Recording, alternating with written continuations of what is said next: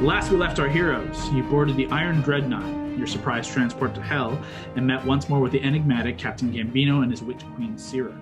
Speaking briefly about your last encounter and some information owed, you closed out your past dealings with the pirates and prepared for a new one. Delving into Kenya, the 8th layer of Hell, would not be as simple as flying up to Mephistopheles' door. You'd have to come at this with a little bit more tact. Gambino and the Dreadnought would drop into the night at a certain point, several hours of travel from the iron spike of Mephistar. You would then travel on foot across the frigid expanse into the city, where you would present yourselves as bounty hunters, bringing in Gambino and Syrah in breach of contract. Your contract to bring them in being granted by Malzakar. The minor snag that you don't, in fact, have a contract, you'll need to delay, sweet talk, or otherwise make your way through the gates into the city proper, where Malzakar will come to meet and bring you all inside. Simple enough.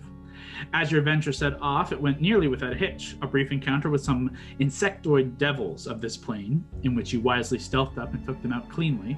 However, amidst your battle, the ice of the glacier that you were walking on cracked, sending Brawley falling into its depths. Valentine, flying up and over a conjured wall of light, seeing her there and unable to reach her upon Fern, was given some words of encouragement from his patron and dove down himself. As he did, the armor shifted from brown leathers to emerald greens, and leafy feathered wings erupted from his side as the Warden of the Fae awoke.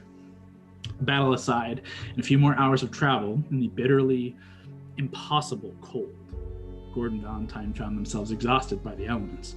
Gord certainly more so. Nonetheless, you reached the end of this ice sheet and looked out across an ocean below before seeing a haunting sight approach. A glacial mountain from which the iron spike tower rises ominously rides towards you, cutting through the fog and snow. 4 heavy chains descend from the glacier down into the waters below, pulling the city forward across the plain. With the city now approaching, you have a few minutes to prepare as we begin tonight. However, in my haste to move things forward to a good narrative end at the last episode, you would not have been able to take a short rest as a result of the frigid conditions. You would have all suffered an automatic point of exhaustion, and you wouldn't have had restful rest. However, I didn't give you a chance to use any spells or heal yourselves up or do anything you wanted to do that you would have been able to do over a 3 hour continued excursion before reaching this point. So, giving you the chance now, if you want to do any of that before this point, where you have a couple of minutes as this kind of glacial mountain city is making its way towards you.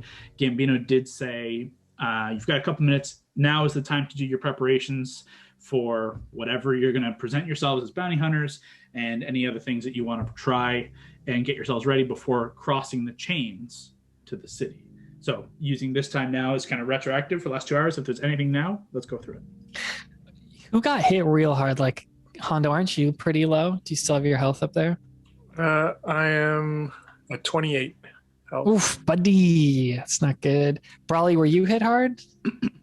I don't think so. I'm just double checking now. I don't think I did, though, because I fell and was being rescued. You were down for a good half of the battle. I think you might have taken a little bit of damage, but I know Mary took the brunt and Hondo took even further. Yeah. I think everybody else is okay. Gambino and Syrah were untouched in the battle, with the exception of Gambino becoming like blinded for a minute. But he is since cleared of that. And then there's the Valentine point of exhaustion and Gord at 3. So a reminder, 1 point is disadvantage on ability checks. And Gord, you have disadvantage on ability checks, attack rolls, saving throws, and you're at half speed. So you were currently on top of Fern to just kind of keep pace with everybody else without falling back to your speed. Gord has, dis everything, half speed. Basically. Happy to dole out some healing. Hondo, I'll immediately give you some. Let's start just like pumping some of these like first level spells into you. And then Mary, if you want to tell me what your health is too, we can work at this. 70 something out of 160 something. Okay. So I'm not terrible. Like, my health is decent compared to other people, but it depends on what we get into. You're below half. Okay. Roll that die. Come on, what the fuck, D&D Beyond? Let's do this. Did I lose my cool dice thing? Where's it at? For what?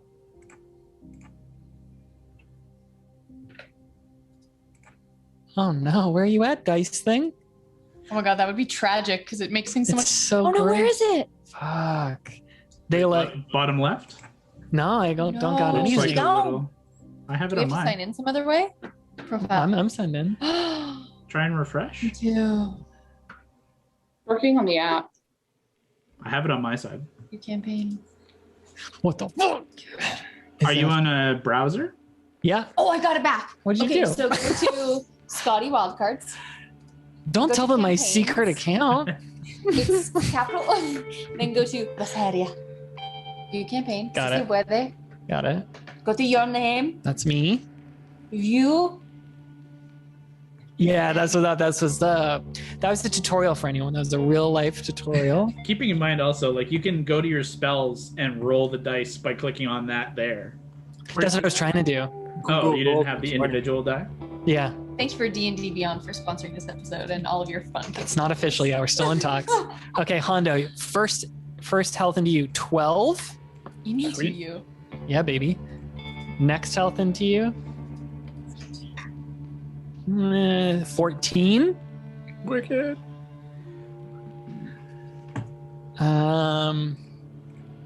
What are you at now? Like barely 50? Not even?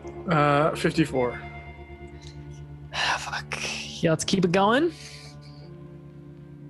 Oh wait, so don't count that. I hit healing word by accident. I don't want that. It's no better. 10. 64 now. Fuck, that's still not great, pal. I mean, You could. won't we be taking a long rest on the Dreadnought? So every like hour we stay here, we get colder and colder. Gord's basically frozen to death. He's like on Fern right now, and you want to spend 8 hours here? The Dreadnought's like fucking back there. We had to cross all the way You here. guys traveled about 3.5 hours on foot to get from Dreadnought to this point here. And you're not done Well, yet. I just watched a clip of you in like the fight in like the Feywild, asking Kyle if you could take a long rest like mid game or mid fight. Buddy. Okay, let me give you one more first level. Let's use a pack magic. Okay. Oh, max. So 13. Phew. Mary, do you want a little something, or do you feel good? I'm okay for now. Like I am below half, but it depends on what we end up getting into. Well, guess what? Here's one for you, baby. Woo! I'll do a cure wounds on myself. You just got 8, Mary. Thank you. Both my packs are gone. All of my seconds are gone. I wish we had a greater restoration. That would be if one of us is a cleric, or if someone wants to pay money out there right now, wants to join our party. You can pay to play as a cleric. Oh God. The last one died though, so just keep that in mind. Kyle killed his own character. It's fine. Well, she died. This is a good moment. To get across, I have Fern who could fly Gordo. We could do. So here's the thing, though. Sorry, Gambino did warn against flying. Yeah, He did. Okay. and also, we don't know what's going to be waiting for us when we get up there. And bringing something that's very obviously fey and kind of nice looking is probably a bad idea if we're supposed to be rough and tough bounty hunters who are used to being in hell. What are you saying about Fern? Say Fern is very pretty. Okay. Compliment accepted. Yo, Gambino. You ever been up this iron spike before? You ever had to traverse these chains? Boy, it can be a mite uncomfortable. You're crossing over. Well, there is a pathway on the chains. It's not like you're walking on like big, round metal. There is a pathway, but it's not wide, and it just gives them a straight line of fire on us. It's Wait. Who gives who a straight line of fire on us? Are you not paying attention? This is a city full of fucking devils, mate. Got it. The archdevil of this layer resides in that big fuck off tower right there. Got it. They're not exactly welcoming. Uh-huh. So when you're going in here, Yeah. And when we've had to come in here in the past, had to prove to them that we were worth speaking to. It's just we had an invitation and we're kind of like told we would get here. And then it was kind of like you want to go with that defense? I'll back your play, but I'll also be ready to fuck off when they start attacking you. Okay. I'll leave it in your hands. Would you recommend? Is this like a blustery waves crashing as we try and ride up this thing? No, we should be fine to walk, provided. How do I say this? The things that are pulling down there, I don't know if you could see. There's things pulling it. Yep. They're living things. Okay. Now, I have no proof of this, but I'm pretty fucking sure they respond to whatever the big guy says. Now, we start making a big fuss and we start making a mess that he doesn't care for. Those chains get real mighty lax. Turbulent. Yeah, that's a good way to put it. So, great. This seems fun. Gord, you can barely move. You look almost frozen underneath your tin helmet. What if we still marry? I know you're not a huge fan of Fern, but what if at least climbing up this, he goes on the back of Fern just so he can move a little quicker? I just think it depends on what our defense is and what our argument is. Or it's something like, oh, look what we fucking stole from the Feywild. Yeah, exactly. Yeah. Fern, unfortunately, is going to have to get roughed up a little bit. Not, physically, but just, I don't know. We need an excuse for everything. And the other thing is, people have seen you on Fern. We're not supposed to be ourselves here. I think it'll just be too hard to not we don't have to throw the Wildcards name around, but it's just real obvious. We got the guy with the helmet, the bluefish guy, the dwarf. That's why we need to not look like ourselves. Like the whole thing of this whole thing hinges on us not being ourselves to get in there. He doesn't want anyone to know that he's talking to us. We fuck that up. We fucked the whole thing. And why did we come here? Yeah. By the way, just so we're all clear, if we need to make a quick getaway, everyone hold hands. If we start talking about the Black Parade, let's use that. Everyone hold hands so we can plane shift the fuck out of here. Cool? That's a good idea. Let's get close to these chains and see what we're working with. Let's maybe see if we can spot anyone trying to go up them or anything like that. Do a little recon. Sure, you guys are basically at the edge of the end of this ice sheet, and it just kind of falls away. But you have been watching, as you've been just having this moment of communication, all this healing having been done before. Make a perception check. Anyone who wishes to try and spy anything. I can do it. As it gets closer now, moving out of fog, you now see a more focused picture. Perception disadvantage. For you, unfortunately. Nat 20. Ooh. Goodbye. 14. So still great. So 14 plus 13 is 27. Okay. You see that? Fast math, baby. As you make your way closer to the edge, keeping in mind the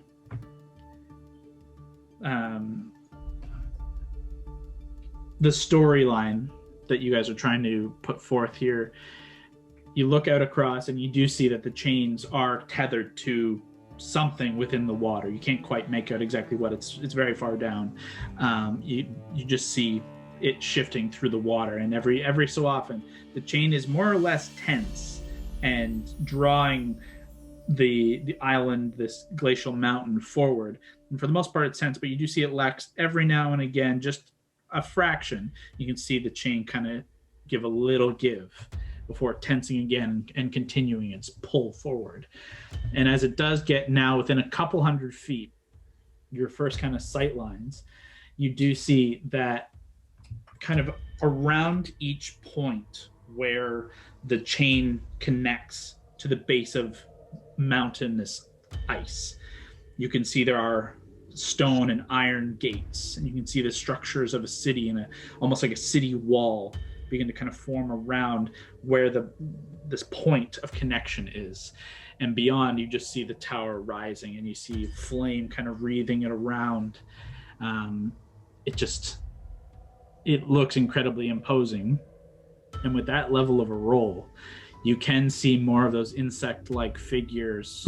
Those devilish figures are kind of dotted all around each wall, on top of the kind of gates overlooking each of the chains. You even see some making their way up and down the chains, either on patrol. You're not sure exactly what they're doing, but you see there's only 4 chains, but on about 2 or 3 of them, you see spot 1 or 2 of these kind of white blue insect-like creatures making their way up and down. You can't from this vantage point get a better look beyond. That's all you can see right now.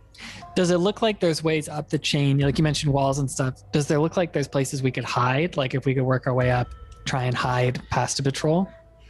Probably the only way you could hide would be to literally like get off the chain and hide beneath and kind of climb underneath. However, the chain rungs themselves are as wide as you are, as wide as a man. Like you couldn't easily climb. It would require incredible dexterity and fortitude, and more than likely magic to accomplish. Or fly, something like that. It doesn't look like there's a way to stealthily go that route. You can still try some other stuff to try and get your way onto the island other than the chains, if that's what you want to try. This was the path put forward by your guide. Okay. Just looking up spider climb with our buddy Gord. I mean, there's also the Spider potential climb's a way to of do it. turning people into things, right? Yeah, well, don't get upset, Mary. What kind of things are you thinking? You can tell me later. Even things with like a climbing speed, it's going to be difficult based on the terrain. Like other than like a spider climb. Spider climb does make a lot of sense. Like that's something where you just magic is connecting you to the bottom of this thing. You can climb that way. Like a spider in theory would have probable ability to. One other consideration would be metal and the frigid cold. It's not going to be great if you're physically having to touch to climb. You gotta be cold to climb, basically. It would hurt. Oh, for sure. And then you had to touch it all the time. Great. And they are maybe 200-300 feet in length, the chains, maybe even further. That is hard to kind of gauge distance from like the base where you guys would get on to the gate, the connection to like the actual city, the doors almost, is probably in that 200, 300 foot range. And then it continues down past. But like basically the way it looks like, this island is coming past this ice sheet that you're standing on, and there'll be a moment where you'll be able to get on and kind of leap across onto the chains. I'm sorry, how up from the bottom to the how from the bottom to the top is it? From the water to the top? From the bottom of the chain to the top. Yeah, so the chain goes all the way down into the water, up to the top of the ice, and you wager that in the distance of maybe 600 feet, maybe further. We could get up high enough that we could do a dimension door to try to get to the top. We just have no idea what to expect once we get to the top. I mean, weren't we warned that they can see through illusions, or like at least like invisibility and stuff? Isn't that something we've run into in the past? Some devils can. You're uncertain whether these ones can. Lower levels potentially not, but the higher we go. Yeah, you guys have faced pit fiends, and pit fiends have had the ability to see through, but pit fiend is kind of the top level of devil hierarchy besides archdevil. Those levels, certainly, below them, you've only encountered some, and not always have you had illusions to guide you for sure. But at this point, the city is getting closer, and the chains are within a couple more rounds of discussion here before you have to make a move. Sierra, quick question for you. And Gambino, I've seen you just do some spooky stuff. You have anything that could help my friend here, the one who can barely walk, Gord? Help him with his exposure? Yeah.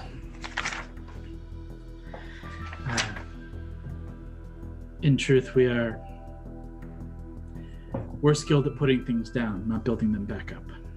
Can relate. Yeah, we can relate to that. When we return to the Dreadnought, we have friends. We have a surgeon. He'll be able to help. But that's a ways away from now. Gord, why don't you not risk jumping onto this thing? You could ride Fern over just to get on this chain. And then I think we just gotta get ready to jump onto it. Lav, if you're not feeling comfortable with that, you could cast flying yourself. I mean, Yeah, you guys- just to get on the chain, like I said, we also really want to make sure, and as soon as we come up against something we know we're going to need to talk to, who's going to stick around long enough, can't look like us. We can't. Gambino kind of clears his throat as the chains are getting closer and says, I agree with the lady. We need a plan here. I'm happy to stick with the plan I put forth, but I'm happy to try whatever you want. But now's the time. Am I being brought in as bounty, or am I keep my pistol at my side? Now you're being brought in as bounty. I think that's a good play. Understand. He draws the pistol, turns it around, and just puts it out. I'll grab it, put it in my pocket. He puts his hands forth to be bound in the manacles that they We'll manacle him. Mary, do you still have your how to disguise? Yeah, I'm wearing it right now. Mary I don't look like myself. Yeah, previously had done a half-orc guise with a kind of like her old leathers and cloak was the look, right? Essentially, yeah, like what I used to look like, which was like but half-orc. a bunch of piece of shit armor put all together, but half-orc, not as shiny. Yeah. And then I also put just in case people can see through things, I put as much like cloak and roughed up and scuffed up my armor, hit it up as much as I could to try to not draw attention to that. Yeah, you physically covered yourself as well. However, your whole body is like top to toe, like, and your boots are platinum level. Like, yeah, I know. So if the illusion fails, it's not going to be flawless, but it's as best you could do. Do you have disguise self? Can you just check? Well, I can basically just change it. So Allie, I think is the only problem, right? Well, what about Yeah, I don't have anything to disguise myself. you do? So could you cast on someone else? No. No, it's only Self. self. Shit. But we do have polymorph if we needed to get someone in somewhere not looking like themselves, or we can literally just throw a bunch of cloaks and crap on Alana and hope for the best. Mm-hmm. Hope that enough other people who don't look like us helps disguise her. I don't know. Well, Lav, why don't you look like Mary's orc twin? Because you can just do that as a changeling. Just change your face to look like her. Which is not an illusion. Keeping that in mind, Lavender's changeling is a physical alteration. Hondo, don't you have invisibility, Hondo? You can make yourself invisible. You want to just do that? See what happens? Very easy to do, yes. How long does invisibility last? Just for my note. It lasts. I thought it's an hour, but I Like could an be wrong. hour, I thought. Probably. Yep, 1 If hour. you attack anything, it goes away though, or cast any spells. So it's like Attack or cast, you will drop automatically. You'll get your attack or a spell off, but you will be visible. But you have that for an hour, absolutely. And then let me just quickly look this up. What if we change into polar bears? I mean, like if something could be a cool ass mount for someone else. That's what I mean. Yeah. That's a possibility. And we also need a story. We took these guys hostage. Because we have a contract. Because we If have a they say, contract. Where's your contract? Do we argue who lost it? Do we say, well, you're going to be, do you seriously not know who these people are? Your higher ups are going to be super pissed if you don't let us through. Like, there's some kind of play there. We show the tokens. We say, look, we're bringing them in. Malzakar wanted us to bring them in for the big boss. You want to fuck around? Go get Malzakar. Or where else are we going to fucking go? I don't think I should change into something because I can talk. Even though I have disadvantage, we should use my ability to talk. So I could change Brawley into... I could change Fern into a fucking polar bear. And then... Wait, no, Kyle, I can't do that? Yes, I can. Keep talking, but Fern is a question mark. Okay. Someone's a polar bear. Hondo, you could be invisible. You could look like an orc. Mary, you look like an orc. And then I could just wear a cool hood and talk with a cool voice. You're not very good at voices, though. I can Can't wear. you also just make yourself look like something else? No. You don't have disguise self? No. Why would I ever want to change what I look like? I said for some reason I swear I thought you did, but I guess not. It's not my game. I could polymorph myself to maybe look like another human. That'd be weird. No, it doesn't. It only works for beasts. We've tried this before. I think Hondo was trying it. Wanted to try it. I could literally wear the remains of his hat. I mean, there's Gord can. Now this is up to Gord, and I'm going to respect it. Gord can make himself look like however he wants, and then there's a helmet available. But I understand if he doesn't want to take that off. It's fair. It's fair. It's also a pretty distinctive helmet, actually. Maybe that's a bad idea. The Mandalorian helmet. Well, like someone else can be a prisoner with these guys. Like Gord could be a prisoner that we're bringing on Fern too. We have to really rough him the fuck up. That could be the excuse why he's not moving. In theory, polymorph could be used on Fern. I think it's just the DC can't go past Fern's level, right? Like, I think that's what we talked about in the past.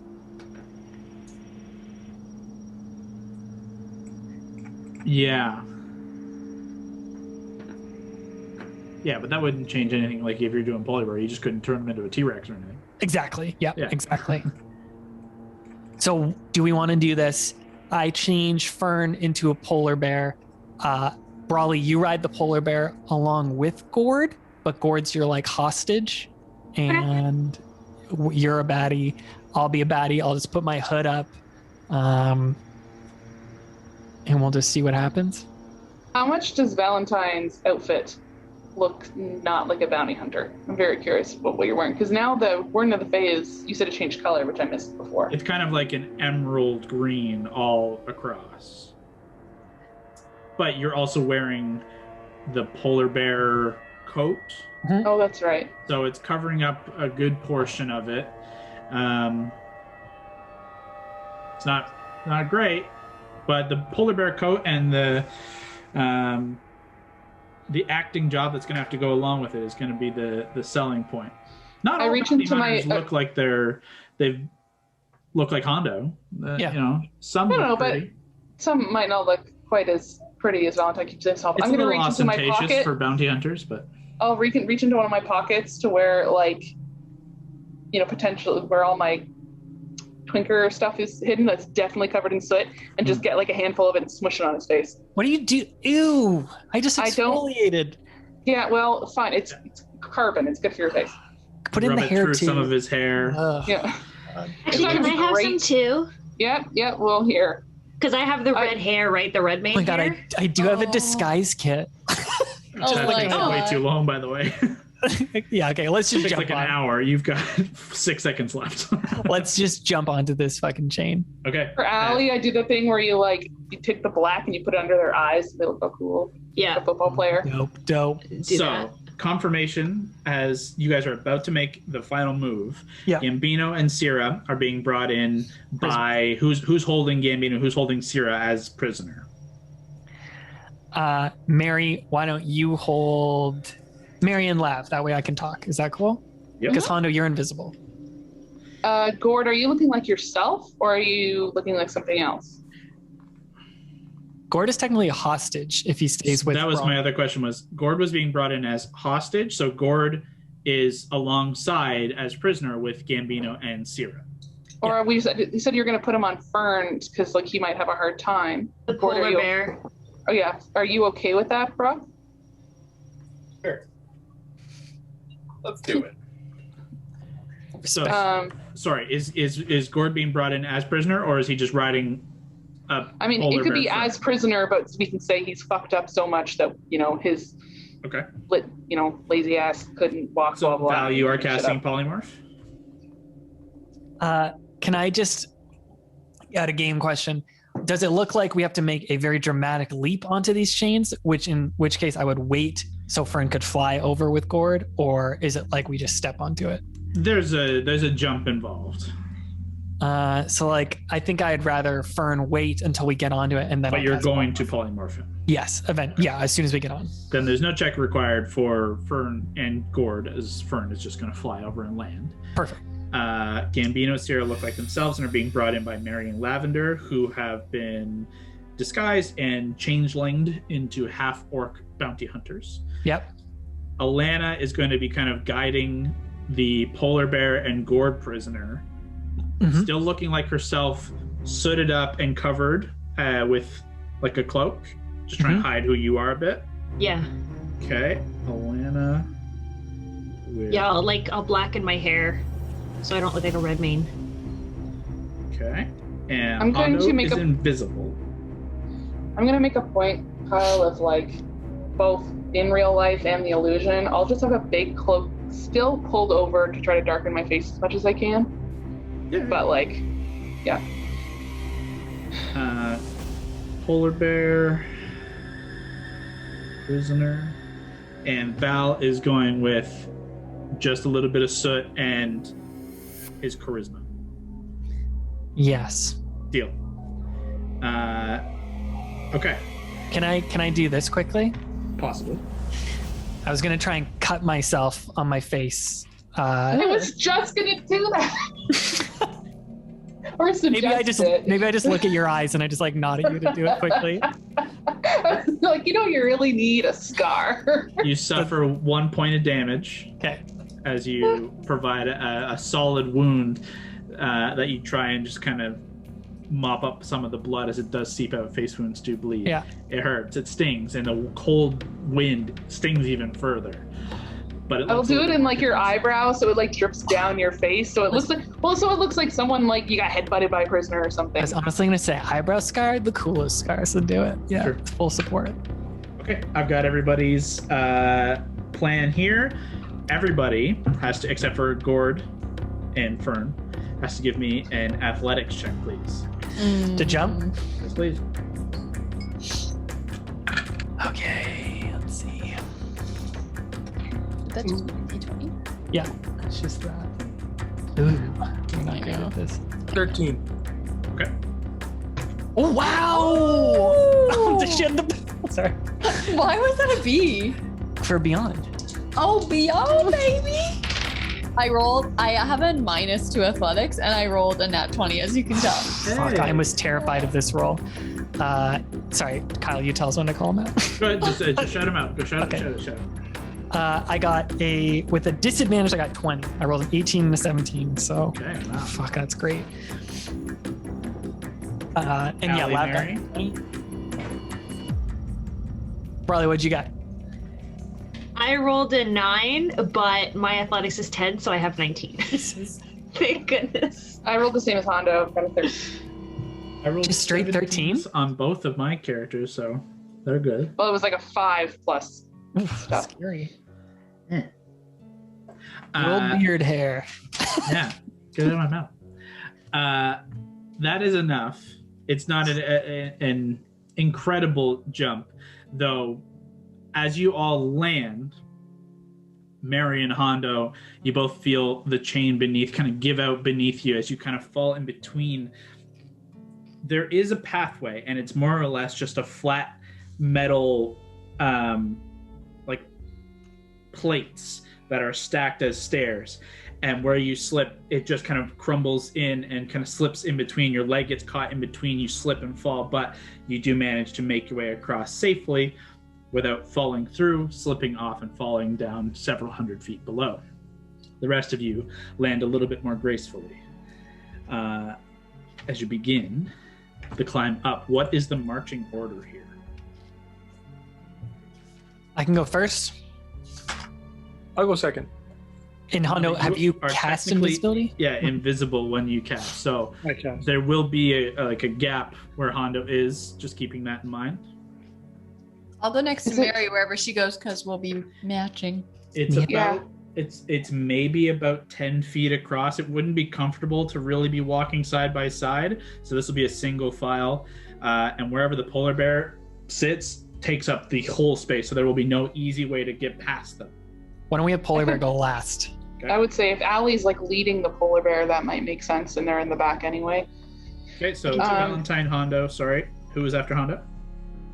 I can go with someone. Like, is the idea that like Lavender and I each have to lead a prisoner, right? Yep.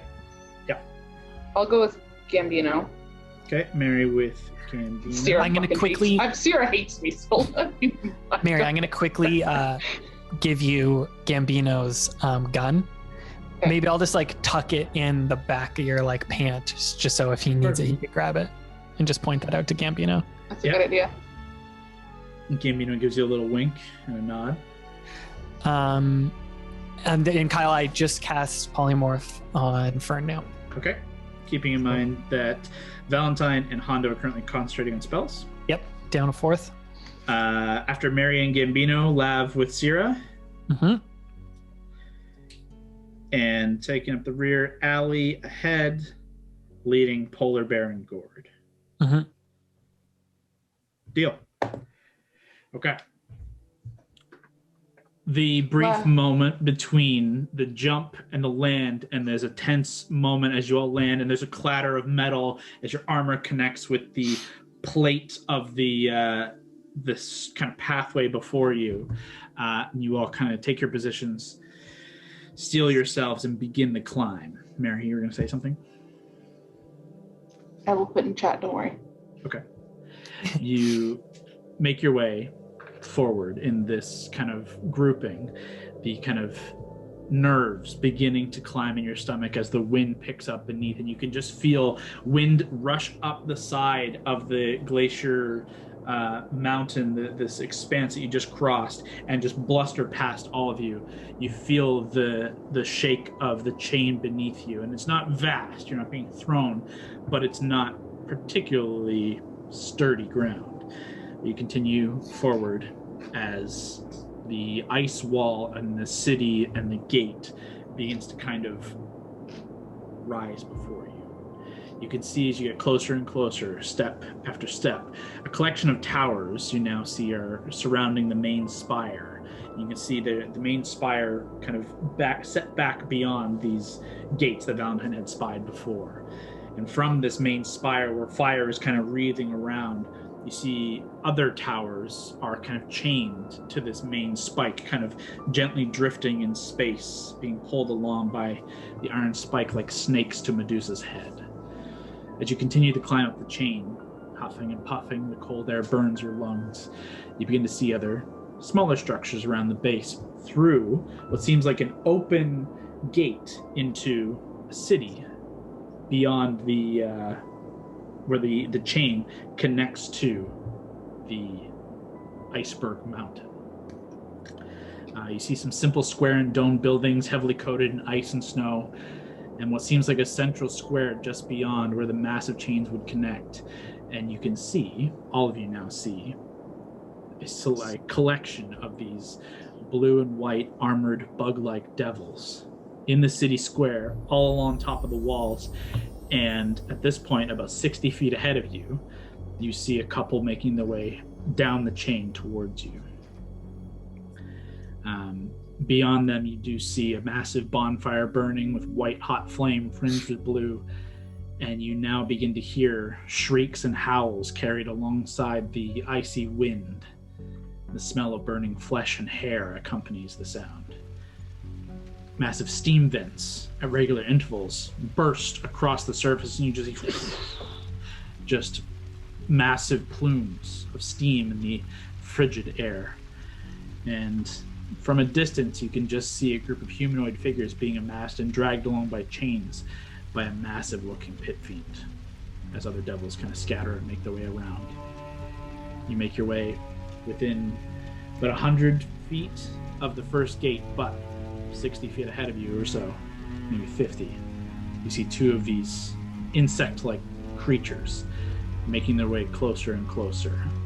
One has a spear out at the ready, the one behind has a spear, and is just kind of skulking low, while the other is standing rather tall, and these creatures take up the entire space with 10-foot wide panels of the chain as it begins clamoring towards you. Is there anything you want to do? Underneath my cloak, I'm going to cast Tongues from Aetherius. Okay.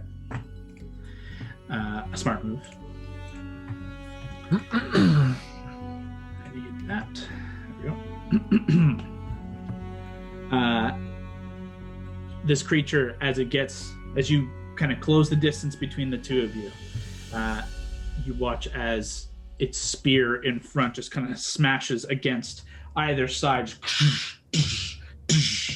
of the iron kind of chain that you're walking along, signaling a kind of cease. And you watch as it sits back on its kind of insect-like folded legs, this massive tail rising up behind it, chitinous plate of that blue-white kind of camouflage-like coloration, massive yellow eyes, and the two mandibles kind of clacking together with a circular mouth of thousands of tiny, tiny teeth. It speaks in infernal that Valentine can recognize, but it's infernal. You've heard infernal before, and it's this guttural kind of gnashing language. This is undercut by almost like a screechy level of insect-like screaming sounds. And to the rest of you who do not understand its speech, it doesn't sound particularly pleasant. But Valentine, and anyone who does speak infernal, although I don't know if there is anybody here who does, it shouts out, "Well, what do we have here? You lost." No. Contract breakers for the Lord of the Eighth. He steps forward and says, "Present them." Bring the prisoners. I'll motion to them to bring Gambino and Sierra forward. Okay. Mary and Lav are kind of just behind you. You guys make your way slightly forward. You watch as Gambino and Sierra kind of play the part, tripping over themselves a little bit, hands bound in head, as the two of you grab by the middle of the chains and pull them forward. It says, "Who the fuck are they?" They used to be loyal to the Lord of the Eighth, but they broke their contract. And I'll show the two tokens, like the dagger and the coin. He kind of flicks this kind of clawed hand to the guy behind, and you watch as the one behind kind of leaps up, and you see these kind of insect-like wings split out, and and begins kind of flying around the side, around the chain itself, coming to your side with a hand extended to take a look at the tokens. You watch too, as all of you watch, two other figures kind of take position with their kind of holding and looking out over top, on top of the gate, or this kind of section of gate where the chain connects to the mountain, about 70-ish feet ahead of you. One other kind of begins to make its way down the chain towards the figure who gestures out to take the tokens, looks them over, and you can see it brings it in between the mandibles and holds it up and inspects and gives kind of a nod to the one who was talking before returning to your hand the tokens. It says, "I see these are acceptable. You have another token." He was just trying to help them, so we wanted to bring him to Malzakar. Make a persuasion check, or a deception, sorry. 19 and 16, so 16 with deception is 30, Wow. 31. You really did get better at the voices. Still time to fuck this up, don't worry. He looks at Gord as Gord is kind of slumped over this polar bear form. He is less concerned then. He begins stalking closer and closer and gets right up on you.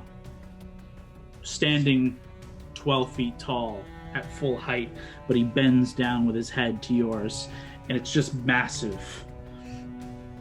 And he almost like gets real close up into your ear and says, You look unfamiliar to me. This group I have not seen before. You say Malzakar gave you this contract? He did. Let me see. Listen, you don't know me. I don't know you. I don't want to be fucked around by other devils down here. You want to bring Malzakar out and see how he feels about you delaying us bringing them to the Lord of the Eighth? By all means. Make a deception again. Not as good, but still, this is my jam. 19. Okay. Actually, sorry, 21. Okay. You feel very confident. You feel you're taking on this position. You're presenting yourselves well. And yet you watch the mouth kind of curl. This kind of circle of jagged teeth gets real low, and he stands tall with the spear into the chains. It says in infernal. Unfortunately, the rest of you do not understand. Hear that, boys? Malzakar's got visitors. You hear the one flying to the side kind of begin this. You hear another beyond begin to kind of give out a little chitinous kind of buzz almost. And the two up top get just a little closer. You can hear just a little chitter from them. He says, your boy Malzakar ain't seeing visitors anymore. We'll take them from here. I don't think so. Listen, they broke with the Lord of the Eighth, Malzakar, whatever. We want payment from Lord of the Eighth. We're not handing them over to anyone. I wasn't asking. And he reaches out and starts to grab and kind of push Mary aside as he reaches out to grab the chains attached to Gambino. The flying one begins to kind of make its way towards Lavender and push Lavender away from Syrah. In their language, I'll just say, can I speak their language? Like whatever I say, they would understand, right? I believe that's how it works. That's what tongues is, yeah. I know you can understand any, and I think the whole point is you can speak any, or they can understand any language. That's the difference between that and comprehend languages, right? Yeah. Comprehend is only understand. Mary or Lav, did you want to do anything, or do you just want to see where this goes? Yeah, you guys so far... I didn't realize they were right on top of me. I was going to suggest something, but in I didn't fairness, realize they were right there. You guys have not heard a word of this discussion thus far. It has No, but I can tell it's going poorly, I'm assuming. You've watched, honestly, it seemed fine until this last moment. Everything was going great until there was the chittering kind of laughter, and then they began to kind of move to take the prisoners. In fairness, Go ahead and make an insight check. Okay. Because this could be something Valentine has agreed to. They could just be coming to check the prisoners. You're pretty insightful, so we'll see. Because I had something I was going to do really fast if I could before they got to me, but if not, that's okay. The one that was kind of flying to the side had kind of closed the distance between all of you, and there was not much anybody could do about it. But 23 was my total. Okay. This has definitely become an aggressive move. You can tell that your instinct is correct. This does not seem to be going well. However, Valentine does continue speaking, but what is it you want to try? And Lav, you would have a moment to try something too if you wanted. I was going to say really low. I would load a Gambino. I would pop that gun out so it kind of fell out of my pocket. So he could get it and just say, you're trying to escape, and then just turn over and fucking smack him. Okay. And start to cause a scene as if he was trying to get away. Make a sleight of hand check. Sorry, the phone closes me. I'm closes every time. I only have one hand. Okay. What I would do. Oh my god. Well, this is probably a good opportunity to use my luck. You only- because I you only rolled a got one natural more. one. I rolled a natural one, so Can I give her bend luck? I think that's use only this 100%. ability. Oh, bend luck is just going to add something. It's not going to change a natural one, unfortunately. yeah. Still not excellent. It was only a 15. 15 total? Yeah, I'm not rolling great. That's okay. Had you not, the natural one would have sent that pistol down to the depths below. Oof, he would have been pissed about that. Yeah, that's it. So I'm like, yeah, let's lose that luck. That would have been hilarious. Oh god. However, Mary, as you do turn and clock Gambino, you hit. What is your strength? What's your unarmed attack damage? It's your strength plus 1. 4. So Gambino suffers 4 points of damage as you turn and clock Gambino. Where's my pencil? And you whisper that with pretty good confidence that you did so quietly and under your breath. The pistol tumbles between the two of you, precariously dangling between two of these plates that it could have slipped down. However, luck is on your side. Val, you have one chance to try and kind of talk your way if you were going to say anything else. And then Lavender, you also have your chance to do something as Sierra is being pulled away from you as well. So sorry, just as this did this all happen just before I'm about to say something?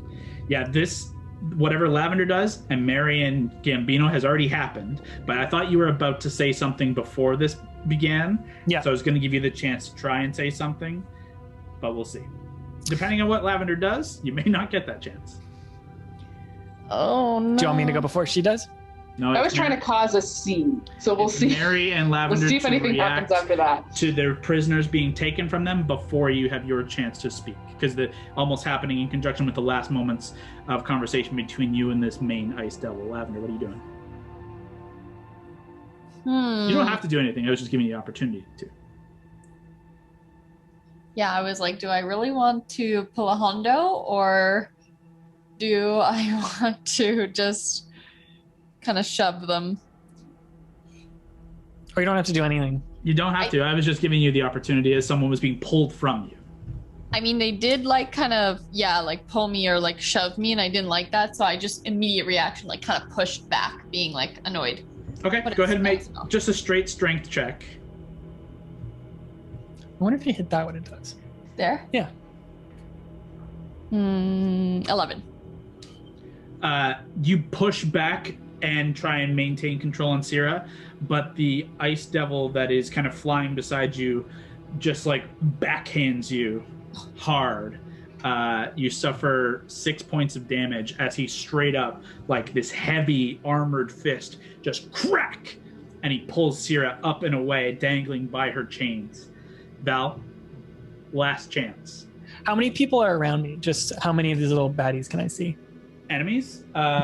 You've got 3 directly on you, 1 directly in front. Now there's 1 flying holding Sierra and 1 that's kind of flying and making his way in. And then there's another 3 roughly 80 feet from you that are kind of at the gate.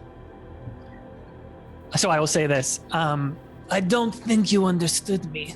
You will escort us to the Lord of the Eighth and make sure we are protected. And I cast Mass Suggestion on all of them, except the ones that are 80 feet away. So just the 3 directly. The flying one, whatever ones are within 60 feet of 2 us. flying, 1 that you were talking with. Right. That's good enough. How? What's the range? Sorry. 60 feet. And it's anyone who can hear. The other 3 would be beyond. Yeah. As they're making the 2 are just holding sentinel position, kind of overlooking the chain. 1 was slowly making his way across the chain, but is unfortunately still farther back. Okay. Guy in front of you. What's the save, sir? 18 whiz. Okay, save on guy directly in front of you. Flying guy holding Sierra. Natural 18. Fuck. Flying guy that Mary is kind of tangling with. Natural 19. Sorry, man. It's okay. Everyone roll initiative. Oh, fuck me. No. I mean, I'm invisible, so You are invisible. It doesn't give you advantage no. on this, but it does give you a big advantage on whatever you do next. Yeah, let's roll initiative. Hope you're enjoying this week's episode. If you like what we're doing here, check out the other videos on our YouTube channel, including some new recaps of our campaign from pre-stream. If you have any questions, you can get in touch with us on Twitter, Instagram, and TikTok at Hexplorers DnD, or join us in the live chat when new episodes premiere on YouTube each Tuesday evening at 8 p.m. Eastern. Thanks for watching. Now back to the episode. Okay. Before we finish rolling initiative, Valentine and Gord, you guys do have disadvantage on this as they're technically abilities. I did roll that. Yep. Thank you. Then, as things kick off, as both Mary and Lavender push off and cause a bit of a scene, and Val, you feel the argument with this main devil seemingly claiming that Malzakar doesn't have as much station as you were led to believe. Combat rolls. 25 to 20. Great. Oof. 20 to 15. Thank you. 18. Okay, that was Mary, Lav, and then Allie. I rolled 15. Hondo, what did you roll? How does it not appear? Well. Buddy. Or Or you said 12? I'm 12. What was Allie? Sorry. 18. Okay. Boys, just shit in the bag. Girls. Gord's initiative was, sorry. 7. Okay. And Val was 15. Yep. Well, Honda, what was yours? 12. Okay.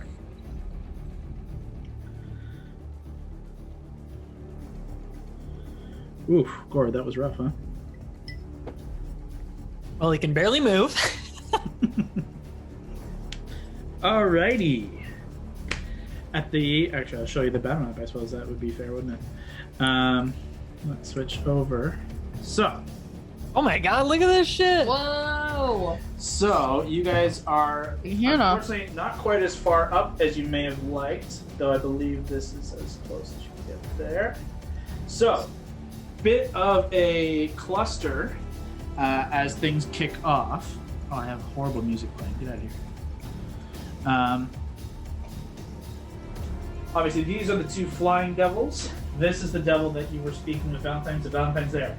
Hondo, you are currently, and actually I'll mark both Valentine and Hondo as concentrating on your respective spells. Mm-hmm. So Hondo, you are currently invisible. Valentine, you are currently concentrating on what appears to be a lion, but it is in fact a polar bear. Devil, Valentine, Hondo, Mary, Gambino, Lavender. Syrah has been pulled away from Lavender and is being held by her chains by this devil here. Allie, you are in front, and Gord on top of the polar bear at the very back here. This devil are flying. You can see these three devils are watching thus far and haven't made a move into combat just yet, but we'll see how this plays out. And actually, sorry, you can't see that. There are two more devils up top there. You can see those up top on top of that kind of platform. As of now, they're roughly they're about 80 feet from you guys to the next group of devils. So keep that in mind.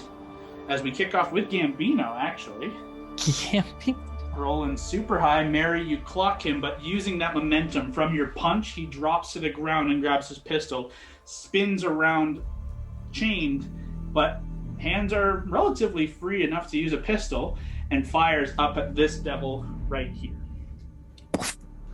With Gambino's 3 shots. Let's see. Ooh, yes. 30 and 29 and a 25. All 3 hit. Go ahead and roll some damage. Oh boy. He is his action to attack. He is technically in combat with this guy. Just put it there. He's going to use a bonus action to try and disengage and move away as far as he can. But first 3 shots. Not great on the damage, unfortunately. 9 and... Oops. Yeah. This guy suffers 27 points of damage from Gambino's 3 shots. I kind of rolled Nice. like ass, my bad, but you know, it happens. And that will end his turn. Take us to Mary.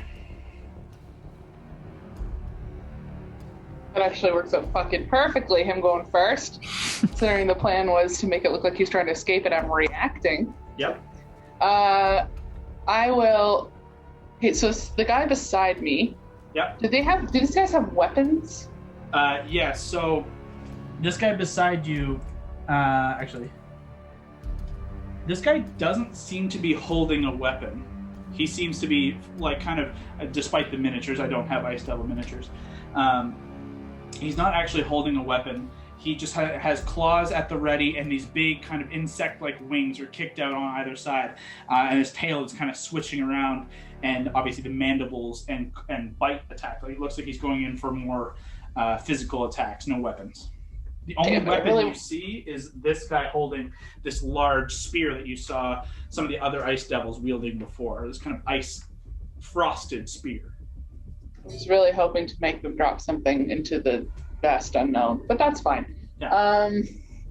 Okay, I will make a show of like going to try and grab Gambino's chain to try to like grab him back. Okay. But missing just as like an offhand free action. Yep. That. Looking like I'm getting frustrated there, and then just turning back and just swinging out at the guy with. Is he in melee with me? Yeah, or is it one of those things where their reach is too far? His reach is far, so here's what I'm going to say. Anyone who tries to attack anybody outside, you can basically kind of get up on the edge to attack. And with each attack, you need to make a dexterity check to maintain your balance. I will say, not an incredibly difficult check, but a check nonetheless. Okay. I'm going to stop rolling with D&D Beyond because I haven't rolled well once. I actually have a free hand to roll dice. It's I'm fair. going to lean over and grab those because they rolled too well for me last time D&D Beyond dice. And I That's all right. Fuck me. Okay. There, I got my D20 out. All right, so yeah, sure. I'll do that. I'll get up there and just swing out with Mage's Bane. You got it. Go ahead and make it. So first thing, make the dexterity check. Okay, I'll just use what I just. Attack. I'll use what I just rolled as that. I rolled a 7, which isn't great, but that would be 8. 8 Sorry, total? that'd be. No. Sorry, I'm just counting. I rolled a 7, but then I have my dexterity is a 6 now, right? So Yeah. I did the math wrong. So that's 13 is enough. Go ahead and make your attack. Okay. Oh Jesus! And I roll my dice under the couch. There it is. Classic. A lot. 24. Hits. Okay. Maybe I should keep rolling on BD. Yeah, that's fine. Okay. And then there's no sneak attack or anything, right? No one else is. Unfortunately, not with this guy. Okay. I tried to move the lights so we could see a little better, but it did not get a ton better. No, it looks okay. I can't really tell. Now I can tell where I am. But the map looks cool as fuck, so Just try to that's have fine. As much light in here as I can. It's tough when, we haven't painted our minis, so everyone's black, and a lot of my set design is black, or dark gray. It's fine. I rolled 19 on the damage for the first one. Okay. Still standing, obviously. Natural 19 for the second. Oh, I guess, no, sorry, I have to make a dex check first, right? So I started making that roll, and then I was like, that's going to be way too many rolls. So I'm going to say top of the turn, end of the turn. We'll see what happens. okay, cool. So that's a natural 19 to hit. That hits.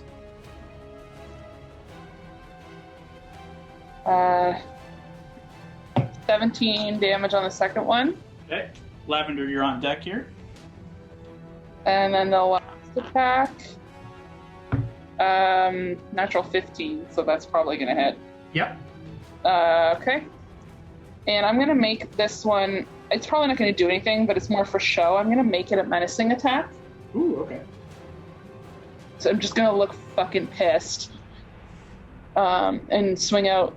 And I'll just yell out in common, even though I know you may or may not understand me. But just something to the effect of, no fucker's going to take our bounty. Just fuck off, man. Okay. Go ahead and make an intimidation check with disadvantage. Yeah, it's fine. It was more for... I understand, but the roll Crash. is going to determine whether I give him advantage on this strength check to see how intimidating you actually are. No, it's not good. It's 6. Okay, so unfortunately I'm going to give him advantage on this because, one, he doesn't understand what you're saying. Yeah. So it's a strength save? Or, sorry, whiz save? It is a... I think it's whiz, yeah. Unfortunately, that is going to be a save. Yeah, that's 24. Fine. But I it was still get- absolutely worth the shot. You deal extra damage. I deal extra damage. And I rolled a 10 on that damage, so that's pretty great. So that's 16, 17, 18, 19... 27 points of damage on that last one. This guy, after taking the 3 shots from Gambino and Mary slicing in and just calling out, as all of you hear, protecting her bounty, you can see this guy is actually starting to look kind of rough. Good. Cool. I have a bonus action, but can you confirm, so since he has reach, it's not like me getting back on the thing is going to provoke attack of opportunity? As far as you know, he was able to reach in and grab Gambino relatively comfortably. You don't imagine you'll be out of his range.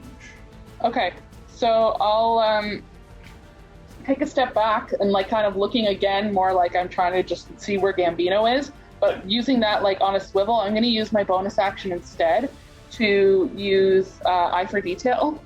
Okay. And just look around to see like if there's any other guys who look like they might be like coming in ready to attack us, or if everyone's just kind of like hanging out and just watching. Yeah, if that makes sense. Make your perception check. Oh, bad. Great. Yeah. No dice like me today. It doesn't matter where I roll it. I got all your dice luck. That's only 11. At this point, at such a quick glance, you do become more focused on your footing than on actually looking for real detail, and it's difficult to tell whether the guys at the city are charging in or not. Okay. And I would say that will end your turn, Okay. unless you're going to move. You need me to make... I was going to move back so I'm safer. Do you need me to make another dex check? I will, but I'll give you advantage as you're like just dropping back down to your original position. Okay. Jesus. Well, the second one was a 1. Okay. The first one was a 9, so it's like 15. 15. That's fine. You managed to kind of just leap and drop back comfortably onto the plates, not falling, not slipping. Okay. You are safe. That is my turn. Okay. Takes us to Lavender. Sierra has been pulled free of your grasp now as you kind of reel back after getting cold cocked by this flying ice devil. Dispish. It's your turn. That is very rude. I don't care that you know that I speak this language now. And then I just suddenly start mumbling in Undercommon because I think it makes me sound scarier. Okay. And then my eyes go white and I cast telekinesis to grab her back. Ooh, okay. I will mark you with concentrating on telekinesis. So, go ahead and make a spell, like your spell modifier check. So I think it's just your charisma modifier, unless there's another thing that says moving a creature in the spell. I'm pretty sure it's just your spell Try and move a modifier. huge creature, make an ability check with your spellcasting ability contested. Yeah. So if you hit charisma, go up. Hit actually that one. This one? Oh, 20. Ooh, okay. Did not roll as well. Rolled a 14. tight. So you do manage to rip Sierra back, and you see her like just kind of dangling and reeling, and she just growls and shouts herself as she's being just rubber banded back and forth. Where do you want to move her? That's my doll. And then I move her like behind all of us. Okay. Like I move her, like I pretty much smash her into the polar bear. All right. I'm gonna. Oh, jeez, she just fell. Oh, there she goes. All that work. Yeah, she ends up at the back of the pack, just kind of slammed down into the ground, and I assume you release control. I continue to have control, Okay. but I have it like very easy so she can like move herself. Okay, so if she, okay, I'll allow that. Just a little palm, just palming it. She just feels like she's got a seatbelt on. Sure. Great way to describe it. Sounds good. That is your action. And actually, this is a perfect moment for a wild magic surge. Ooh. Okay. I forgot Do I before. put it on D&D Beyond? Yes, if you do that, yeah. Roll, baby. My- It's been so good lately, so 6. So I was like, hopefully it'll be shit. In that case, it goes off without a hitch. You are safe. Telekinesis is up. Do you want to move or use a bonus action? In terms of moving, you've got about 10 feet forwards and backwards you can maneuver, but not a lot. I kind of move backwards, but I don't really move out of the way. Like I kind of want to stand my ground. Okay. Yeah, you could move like one space back, just kind of like keeping position, but you're still within range of the guy flying next to you. Yeah, like say I would had like my hips straight to him, I just put one foot back and I'm like, huh. Yeah. Kind of like one of those like, Battle ready stance. yeah. Just like Lily, she's ready to go. All right. Is that the end of your turn? Sí se puede. That takes us to Allie. Okay, so I You are see. here. Okay. And then the guy on the right was the guy that Mary attacked, right? Yeah, so you watched Mary jump up onto the ledge, kind of swipe out with her attacks, and then kind of slip back down. You did notice it looked like it's a little precarious to do so, but if you want to give it a shot, you can do the same. Okay, so I'm gonna do the same, and I'm just gonna, I know they can't understand me, but I'm gonna get down and be like, "Oi, that's our bounty!" And then just like roar at them like, "Ah!" And then go for an attack. All right. Go ahead and make a dexterity check first. So D20 Okay. plus your dexterity. Okay, 13, so 14. Okay. You leap up, like charge with your boots that give you that extra kind of jump speed, and charge with that anger in your voice, and you land on the kind of slippery, not even a railing, but just the side of this icy iron. And at the ready, you feel pretty like low gravity, so you feel like you got good control. Go ahead and take your turn. Okay. Get him. What's that? A 6? 16 to hit. 16 misses, unfortunately. Okay. You are confident, but that ice is there, and you kind of drop to one knee, reposition yourself as you kind of slip and lose your footing for a second. Take your second attack. Okay. That's better. 25 to hit. That'll hit. Okay.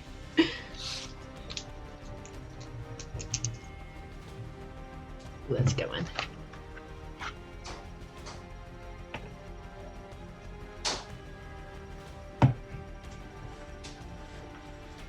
$19 damage.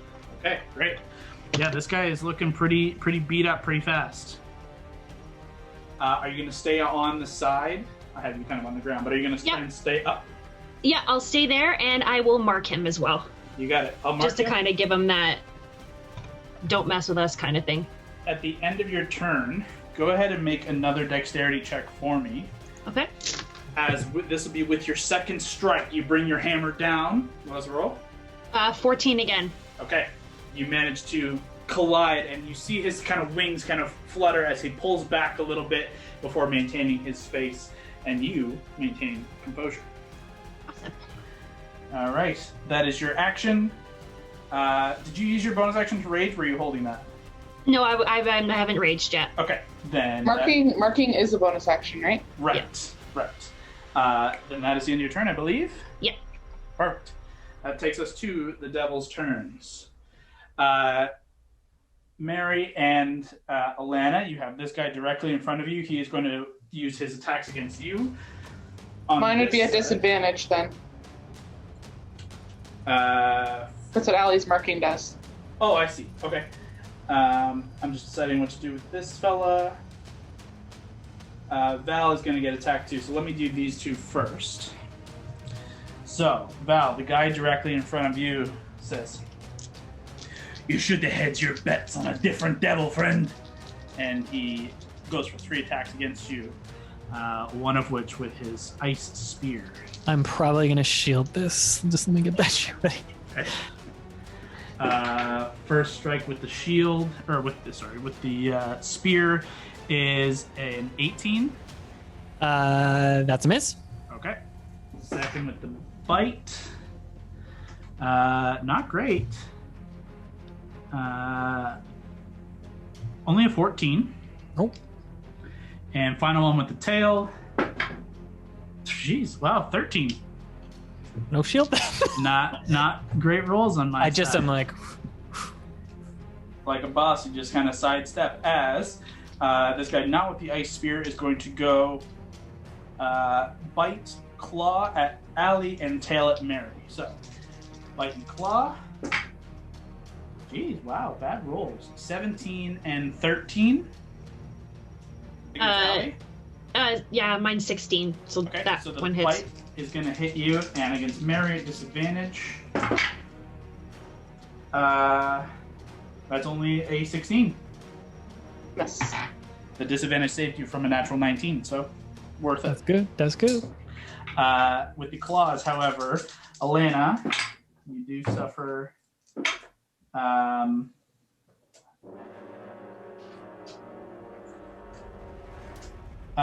22 points of slashing and cold damage. Okay. As the claws do rake down across you.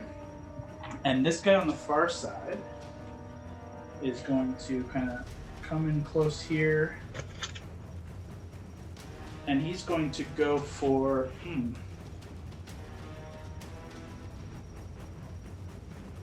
He's going to take an attack at Lavender and try and grab Gambino as well with his other attack. Okay. So bite, tail on Lavender, and then he's going to try and claw and kind of grab Gambino with that attack. I'll do that one first because Lavender's not here.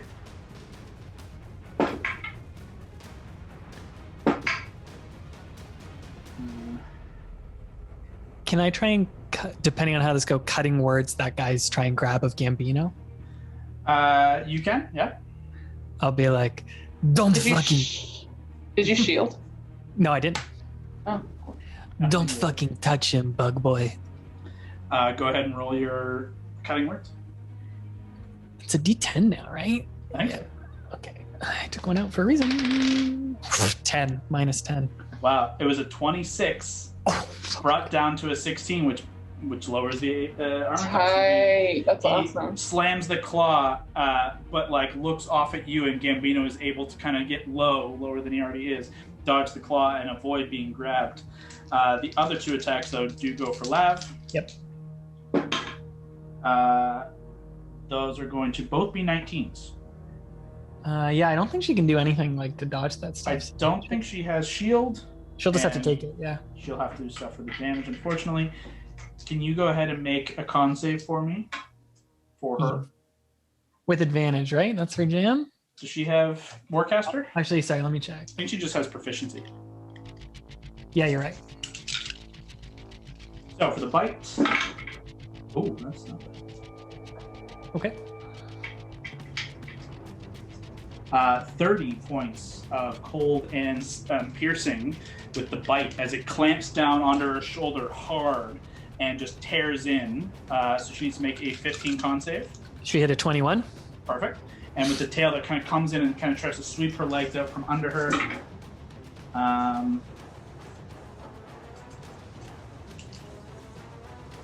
22 points of bludgeoning and cold damage. So a DC 11 con save. PC 11. Ooh, nat 20. Damn. Yeah. D&D Beyond likes laugh. This is good shit for her.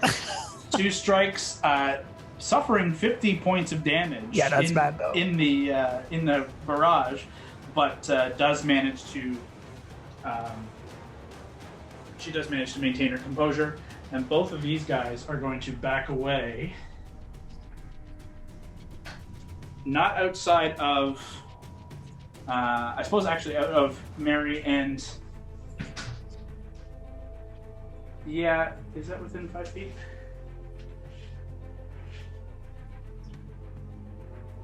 I was already out of combat for me, so. That's right. So technically out of Allie's range, so you could get an attack of opportunity, and technically Lavender could also take an attack of opportunity if she wanted to. If you want to hit a guy? It would be a physical attack. Oh, you have your whip, babe. Yeah, whip it. Oh, but they're immune to fire. That's not great. Oh yeah, shit.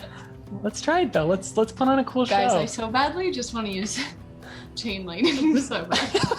Amanda keeps pointing to chain lightning. Where's Like- this fucking equipment spell thing? Allie, did you roll your attack? Or are you going to use it? Torchbearer's whip. Yeah. Nail it. You roll it. So sorry, she has to roll to hit? Or we can Yep. use that dagger if you want. So you have to roll first, sorry. I did. No, that one. This? Yeah.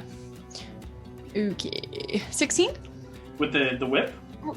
It is unfortunately a miss as you draw it out and the whip of flyer just kind of spools. Shit, I behind better you. get used to this damn thing. I've used whip before, if you know what I mean, but not in this kind. Why are you screaming at us? The So- devil does not seem to have any reaction to your comment. Allie, as this guy moves out of your range, are you taking an attack or no? Yep, I can do it. Good. Fuck this guy. Oh my god. 29 to hit. That'll hit. What is he doing? And this. Hey, don't bark at me. Okay.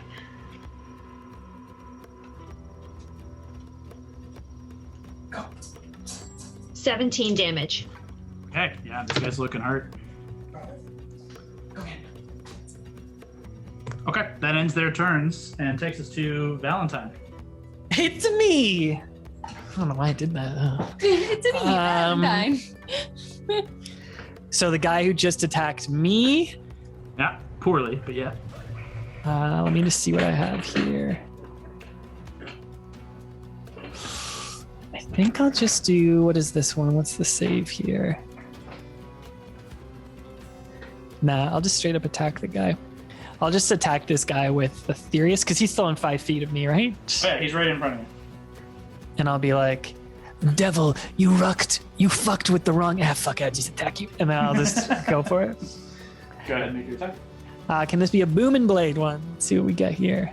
Yep. So that's a spell attack, or is it still a melee attack? Let me pull this shit up. It like adds on to whatever this attack is. Yeah. So 10 plus 13 is 23. That'll hit. Now let's roll some D's. So I always confuse this. Okay, so the actual damage, move this, is, I won't add it on the screen anymore. That's weird. 4 plus 8 is 12. Okay. And then the booming blade damage,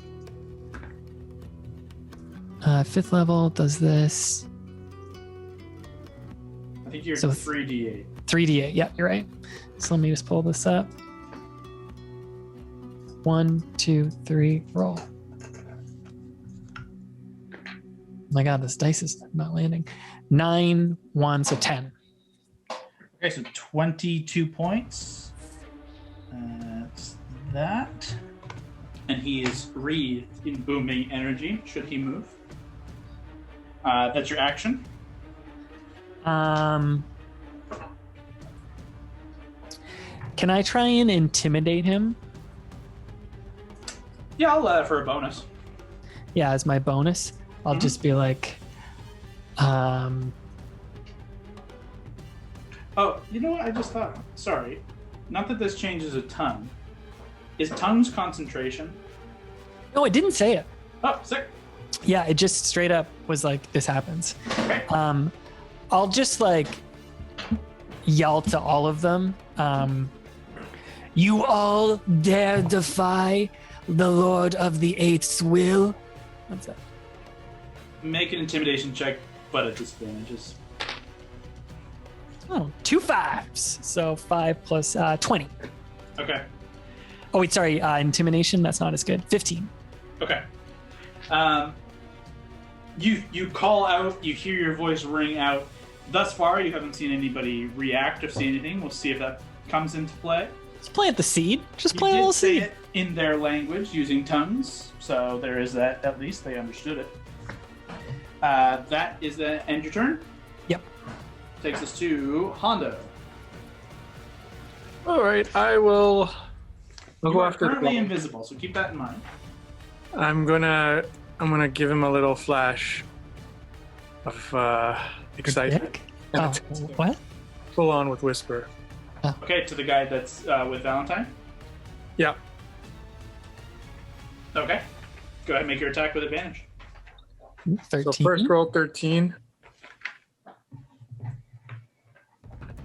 Second roll 16. Okay, so you definitely hit as you make your way up past Val.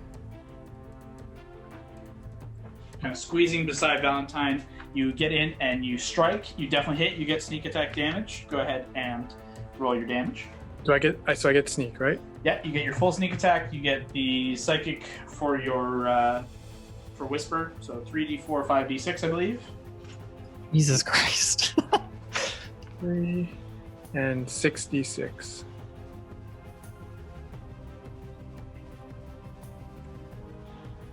All right, the total is 39. Woo, Plus, Good. Pretty good. Plus some. plus 8. So total of. 47. All right. Yeah. With that, Hondo, you just kind of operate beside Valentine, and you manage to get your dagger in the perfect position, right, kind of below where the chest plate of this chitinous armor and what would be like the stomach. You get right in between and just jam Whisper between the plates and twist as this kind of purplish, brackish blood pours out over top of your hand. It's warm, and suddenly you feel your hand kind of almost freeze over as the warmth touches as the blood pours over your hand in this frigid condition. And both of you watch this devil just drop one hand from the spear and clutch its chest. I hope you like to bleed. That is Pretty your good action. Bonus action, and you can't really move past him here unless you want to try and do some crazy shit. Well, I'll just pull out Frostbite for my bonus. Okay, go ahead and make a bonus attack. Let me get rid of I hope you like to bleed. Oh, fuck. Oh, god damn it. Do you get advantage? Not with this, unfortunately. You're not flanking and you're no longer invisible. That's gonna miss, unfortunately. Also, Frostbite does deal cold, and these guys are immune to that. Not great. So it wouldn't have been a ton of damage anyways. But you do manage. He does kind of, with that hand, pull from his chest, bat Frostbite aside, as you now have both blades drawn at the ready. Is that the end of your turn? Yeah, I think I'll stay where I am. Okay. Yeah, you guys could move. The problem would be just because this guy is an enemy and so large, you'd have to do some outside move. So you could, it would just be challenging. But if you're fine, you're fine. That takes us from Hondo to Sierra. Gord, you're on deck. Sierra, let me double check something real fast. With the cozy feeling of a seatbelt, a telekinetic seatbelt wrapping her. Yeah, she is less concerned with that and doesn't want to be where she is. Doesn't want to be where she is. And you watch as she stands. As still, I guess not even really technically in your grasp anymore, Lavender, as she kind of leaves the space where your focus was. Can I maybe feel her tug at it, and then I'm just like, oh, fine. Can I drop it? Absolutely. But you just feel your grip on her just lax as she teleports in far step and steps across. As she operates on the other side, she lets loose 3 Eldritch Blasts and striking at the guy who attacked her, all 3. Actually, you know what? Yeah, not all 3 of him. Here we go.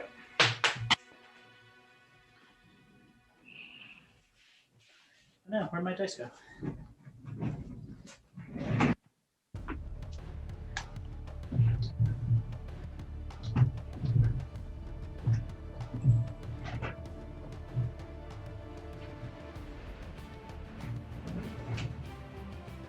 I just completely lost my die. That's not good. Do you need a D&D Beyond die? No, I can do it with some other dice, but I like my die. Well, the first one hits. Second Rose one. is just throwing her bone around Yeah. beneath us right now. Jesus. All 3 hits. So, Do some damage here. Come on here now. we go. Yeah, that is 24 points of force damage on this guy. And that is going to end. Oops, that's not even the right math. That's going to end her turn. She is concentrating on far stuff. And takes us to Gord.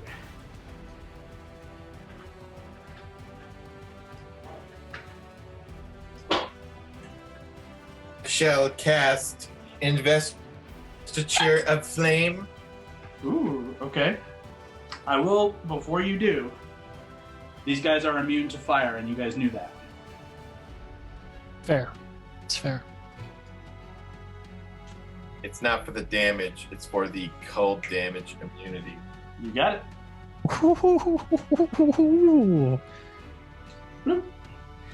Gord, standing atop Fern, erupts in flame.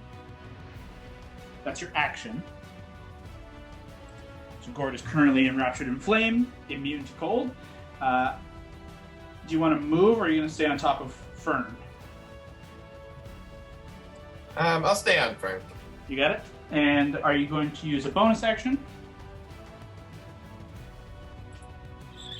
I don't think so. I mainly just wanted the cold damage resistance. You got it. Immediately as well, as you do take this resistance, you feel the cold that's been... Actually, Go ahead. sorry, can I do a bonus action? Yes, you can. Can I do Herald of Death? Fuck yeah. What does that look like again? I don't really remember. No, it's whatever you want it to look like. It can change. How do you want to look like? Is this the Ghost Rider thing? Which Yeah. one's this one? I would just get like my helmet is on fire. Ooh, that's cool. You got it.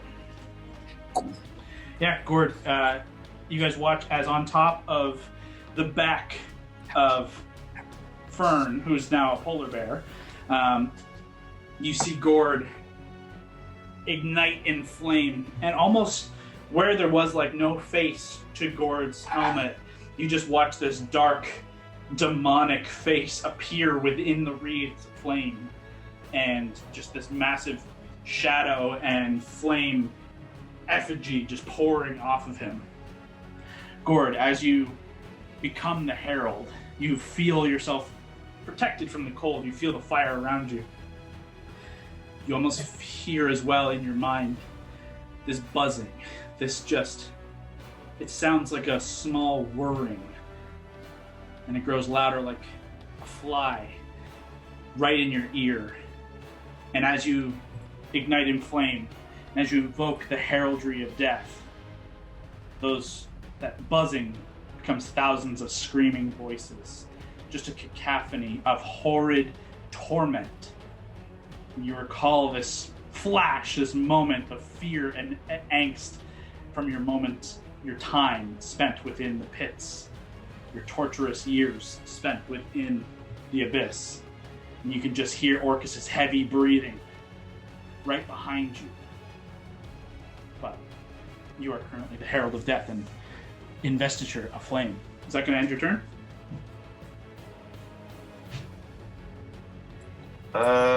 Yeah, I'm just reading. Yeah, is there an effect to Herald of Death? Well, it says, like, once you expand it, when you first embrace this new deadly form on a turn, hostile creatures that can see you within 30 feet must make a wisdom saving throw. There we go. Both of these guys As are they both... suffer mental trauma from your horrid visage. Love it. I think one succeeded for sure, and a whiz of 17 on the second. I think it's your spell save. which is high as fuck. So I think the one fails. Where is that? At the It's top under of your spells. Under spells, it's like your save DC. Oh, it's 19. Tight. So we'll say the right one fails, the left one succeeds. So what's the effect? On a failed save, they take 4d6 psychic damage and are frightened of you. On a successful save, they are not frightened and they suffer half as much damage. Oh, great. Roll 4d6 for me.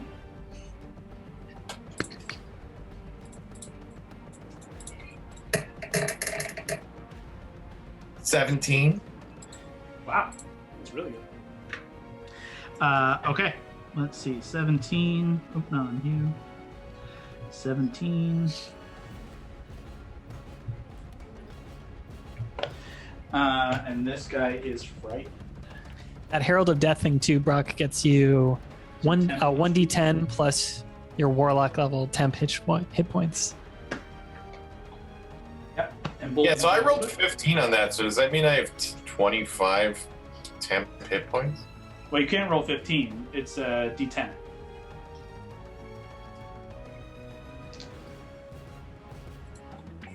So it'd be a d10 plus 15. Oh yeah, okay, sorry. That's my bad. That's okay. All good. Are you going to stay where you're standing, or are you going to move? Or no, I rolled 10, sorry. So you Perfect. have... Then you have, yeah. Warlock level is 15, so that's what I'm saying is it. So I get 25. Yeah, baby. Yes, you do. Okay, that ends Gord's turn. As the other devils of the city begin to kind of move about. The two on top don't seem to be moving from their positions yet. You just watch them kind of get close on the edge of the perch overlooking, and you can see two spears in either hand, just kind of waiting. As this one is going to move forward. You can get within range of Syrah.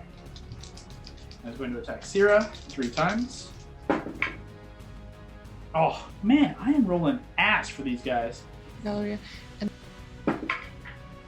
Okay, well, that one hits.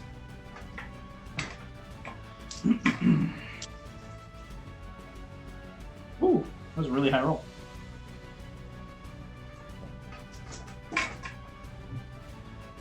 Syrah. Yep. Syrah gets smacked hard and is hurt, but still standing. Syrah. And you guys hear a big from ahead, and you begin to see the doors through this gate kind of begin to roll apart and open. That's going to end their turn and take us back top with Gambino. Gambino is going to leap up onto this side and fire off at the devil to that side. Make a dexterity check. Yep, looks good. And 3 attacks. Ooh, natural 20 on one. There you go. Ooh, actually, you know what? He has to reload. So the natural 20 at least goes through. And he's going to have to spend the rest of his turn reloading, seeing if he can do that. With disadvantage, because he is manacled.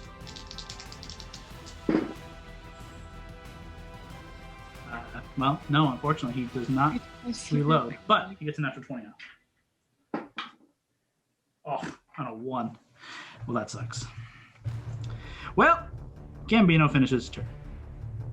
It wasn't that great. But You got that 20 though. That's pretty good. You got an actual 20, but you rolled a 1 on the damage, so it's a little... Okay, that's pretty bad. And he manages to reload some of his shots, but you hear the clattering of his shots kind of landing on the platform as his hands are manacled and he can't quite get all of his pouches properly. He's not having a good time. He's just swearing low under his breath. As Lavender, you pick up the undercommon of Gambino's swear words. Everybody else just hears a bunch of weird words. I just start laughing. Takes us to Mary's turn, Lavender on deck. Okay, what am I near right now? So, the creature has moved out of range here.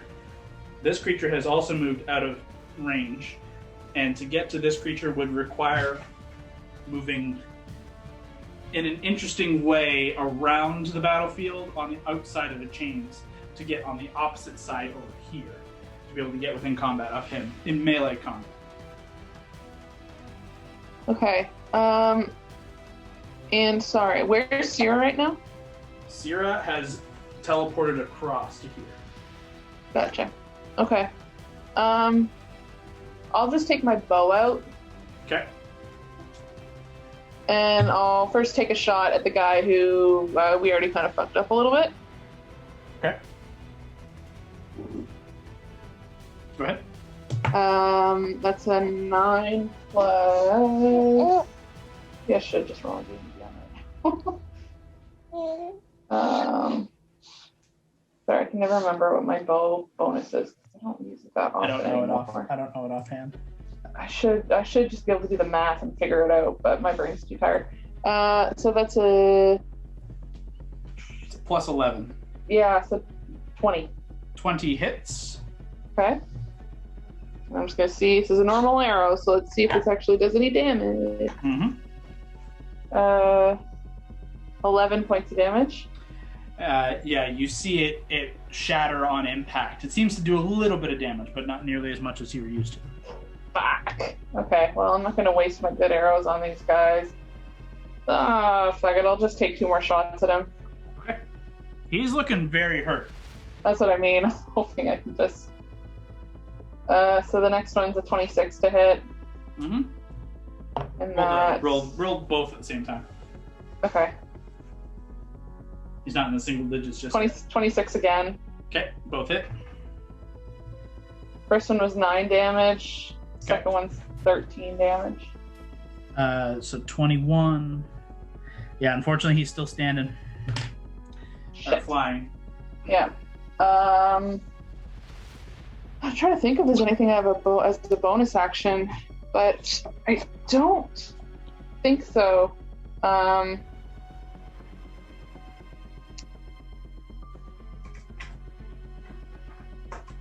Who else is near me? You have Allie, who is up on the side of the chains directly beside you. Lavender within 5 feet. Gambino about 10 feet away. You're about 10 feet you're here. So you're about 10 feet from both Hondo and Valentine.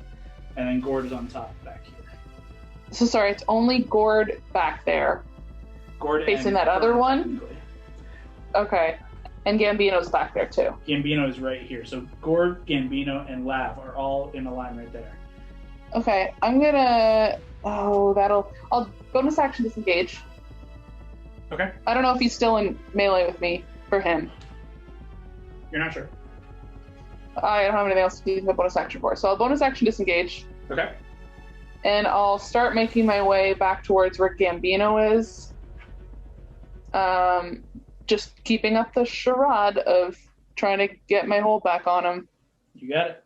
And then also, potentially I could help with in a place where I could potentially help the other people fighting against the other bone devil or ice devil or whatever the fuck it is back there flying. You got it. That's my turn.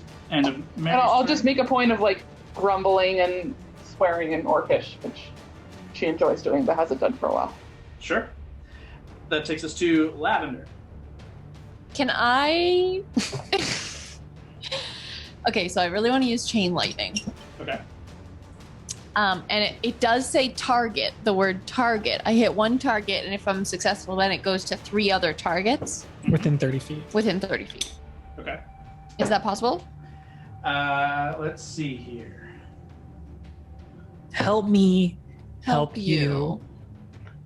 Help me not have to come up with another plan. So this guy is within 30 of all 3 of those. Oh. Okay. So is it a spell attack roll, or what does that first part mean? Attack, dex, save. Yeah, they just have to it's a save. 1 sec. 18. So if he saves, it doesn't split from everybody? Is that I still think the it. condition? I still think it does.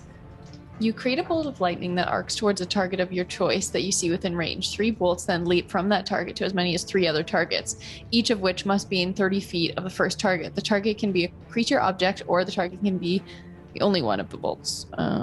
Dexterity saving throw. The target takes 10d8 lightning damage on a failed save, or half as much damage on a successful one. Okay, So it'll still hit them. It hits, and they just all have to make dex saves. That's so right. Go ahead and roll damage, because it's going to hit in some capacity, whether it's half damage or not. First guy makes his save. I'm going to go clockwise. Second guy makes his save with a natural 18. Is that 2 saved? 2 saves. Furthest guy is an 18 total. Oh my god. Is that what's your save DC? It's Dex 18. 18. Okay, and the last guy on the far right here. No, that is a fail. That's a good. 14. So 3 successes, 1 fail. What's the damage? But the successes still get half the damage. That's Yep. absolutely right. Yeah. And the damage was 43. Ooh. Okay. So, what does it look like as it fires out from you? Yeah, what's it look like? Well, it like radiates first. So again, my eyes kind of roll back because that's like her shtick. And then instead of it like coming out of her hands or anything, her whole body, like it's very Chernobyl. Sensitivity warning. Sorry about that. Sorry That's about a horrific attack that happened.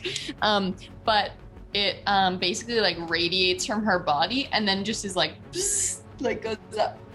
You got it. I'm also going Super to sparkly say lightning. Val and Hondo make dexterity saves at advantage, Cool. as you would technically be in the line to hit this first one. Oh boy.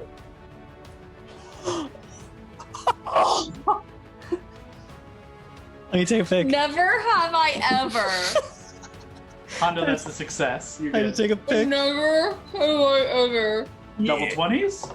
Double 1s. Yeah, right. Double 20s. Snake eyes, baby. Double ones. But it says like target though, so No, but you were shooting through. It's a tight path. I'm going to say Valentine takes the half damage as well. I'll take it. oh shit. And I'm like, just- wow, cool. Just as the creature you're fighting, this one with the spear is actually kind of connecting to you. And though the both of you dodge to make room for Lavender's lightning bolt, Oh, and it connects with this creature, you see it go through him, through the spear, and down into Valentine as well, as you kind of get some of that residual. Oh God. Unfortunate. But then you watch as it just connects with all 3, and you guys watch as this one Nice. falls and is just incinerated in the air, and it falls. The other 2, so everyone here. Whoa, that suffers was really cool. 22 points of damage. Is that new? Yes. And this guy down here. Okay. Sick. Okay. He's That jacked is up to going use that. End Lavender's turn. Take away that 7th spell slot. Yeah. Yeah. Oh, actually, That no, was I your used it sixth. as 6. Yeah, it's a 6th level. Dope. I could have upcast it. Thank God. That is your action. Do you want to move or use a bonus? No, I'm chilling. You got it. That takes us from Lav to Alana. Unfortunately, the guy you were fighting is not in range anymore. However, I need you to make a dexterity check at the top of your turn. Okay. Come on, Riley. Oh, 19. Okay, yeah. I've been getting good ones tonight. Famous last words. You manage Right. to maintain composure as this lightning bolt arcs past you into this figure in front of you, and he falls down, and you watch as he descends into the ice and water below. You have your turn. What are you doing? So you are The oth- here. Okay. There's a dude up there on me, guy to your left, and then the guy past him. I can get the guy that's on you. So to do so, you can. However, you need to make an athletics check to Okay. see if you can kind of get on this side around him, or do some other shit to like see if you can jump over or do something to get past. Do you still have those jumpy boots? The boots of striding? Yeah. Yeah, I'm wearing them. Fucking leap over this guy. Yeah. Just don't leap off, though. Just don't leap off. Yeah. And my athletics are good, so I'll risk it. Okay. In that case, yeah, make an athletics check as Okay. you leap Ooh. and jump. Go ahead. 25. 25. You land heavily opposite side. The whole chain just like around you guys just kind of shakes and quakes and moves, though nobody's in any precarious position. And you have your turn. Go ahead and take your attacks at advantage as you're flanking. Ooh, okay. So I'm going to rage first of all. Okay, all Okay. right. So I will rage, and then Ajay. 26 to hit. Yep, hits. That'll do it. Okay. Ah. I lost a dice. Hold on, I gotta get a new one. There we go. Okay. 2 1s. Can you believe it? Can you believe? I can't. That's gotta be like a tweet or something. Snake eyes on 20. 24 damage. Make your second attack. Okay. And 26 again to hit. Yep.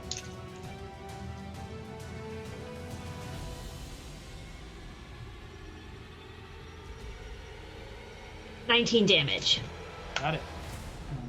Okay. Yeah, this guy's looking pretty rough here. Still standing, but pretty rough. Is that going to end your turn? Yeah, that's it. Bonus action movement and your attacks. Alright, this guy is now surrounded. That is going to take us to the devil's turn. Yeah, this guy is currently surrounded and not feeling too great. You guys hear the doors continue to open in the back. This guy's going to make a break for it. He's gonna try and run from us. He kicks out the back. Just you see wings unfurl as he goes to fly. As he does, Val, he kicks off your booming blade. Oh, buddy. That's a lot. Let me look at it. Okay, so blah blah blah. On a hit, the target suffers. The weapons. If the target moves 5 feet or more before the target takes 1d8 thunder damage and the spell ends. And then, the spell's damage increases. On a 5th level, the melee does an extra to the target, and the damage the target takes for the moving increases to 2d8. So to be... Another 3 or 48. Because now I'm at 11th level, so 3d8. Jesus.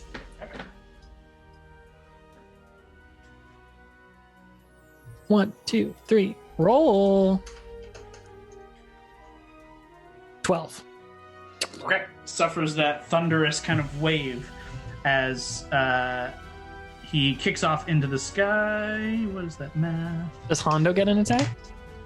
He hasn't left your range just yet. I just kind of pulled him out of there because it's too precarious. Gotcha. But he moves up into the sky above, and he brings his spear down to attack you. He's going to swipe his tail down and claw into Hondo and Bro. Okay. So, spear on you. That is a 25. Fuck, yeah, that hits. Gonna see if I can shield that, but it won't Tail work. against Hondo. That's only a 15 against Hondo. And Oh no, what's your AC, baby? It doesn't hit. Claws against Brawley. Wow, only 14. For all his bluster, this poor sap. I've been rolling really bad. It's rough. Poor guy. Just for that guy. Val, I need you to make a con save for me. Got it. 19. Wow. Great. 19 plus 2 is 21. You're good. Unfortunately, you take 19 points of piercing damage and an additional 10 cold. I think I'm immune or half to cold, right? Yeah, so 5 cold. So 19 plus 5, 24. So 24. I need you to make a con save to maintain concentration on polymorph of Sure. DC 12. You have advantage if you're a warcaster. 19. It was a 2 and then a 19. Okay, then yeah, you maintain concentration. This guy does move to fly further out of range, so all 3 of you could take attacks of opportunity. Let's stab this guy. I don't think I can because my reaction was used for cutting words. Okay. I don't remember if that was this round or not, but I'll take your word for it. You're probably right, but Hondo, Brawley, you just hit this guy. Roll a d20. See if you can fuck this guy up. Make an attack roll. You can use whatever weapon you want. Hondo, this would include sneak attack. Ooh-wee. And Lee, I'm literally writing the tweet now. I didn't even see your chat message, but I'm literally writing the tweet. So 19. The 19 hits. Oh, yeah. Raleigh? I rolled a 12. A 12 unfortunately does miss. So- As he kind of swipes back, you take your swipe up, but the hammer is just a little too low as he flies up. Hondo, though, you jump up and stab with Whisper. And the total plus is...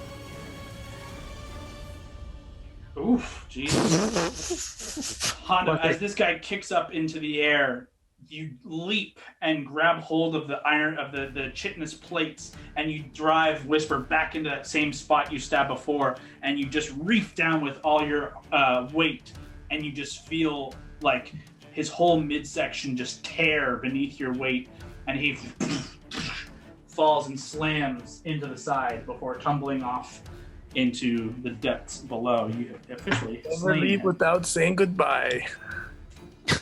He These is fucking I love lines come that. from. He's gone. This guy over here, seeing this happen, he's gonna just start hightailing it, flying away. You guys have successfully managed to dissuade them from continuing the barrage. However, as there are no combatants in the immediate vicinity, you guys watch from beyond this battle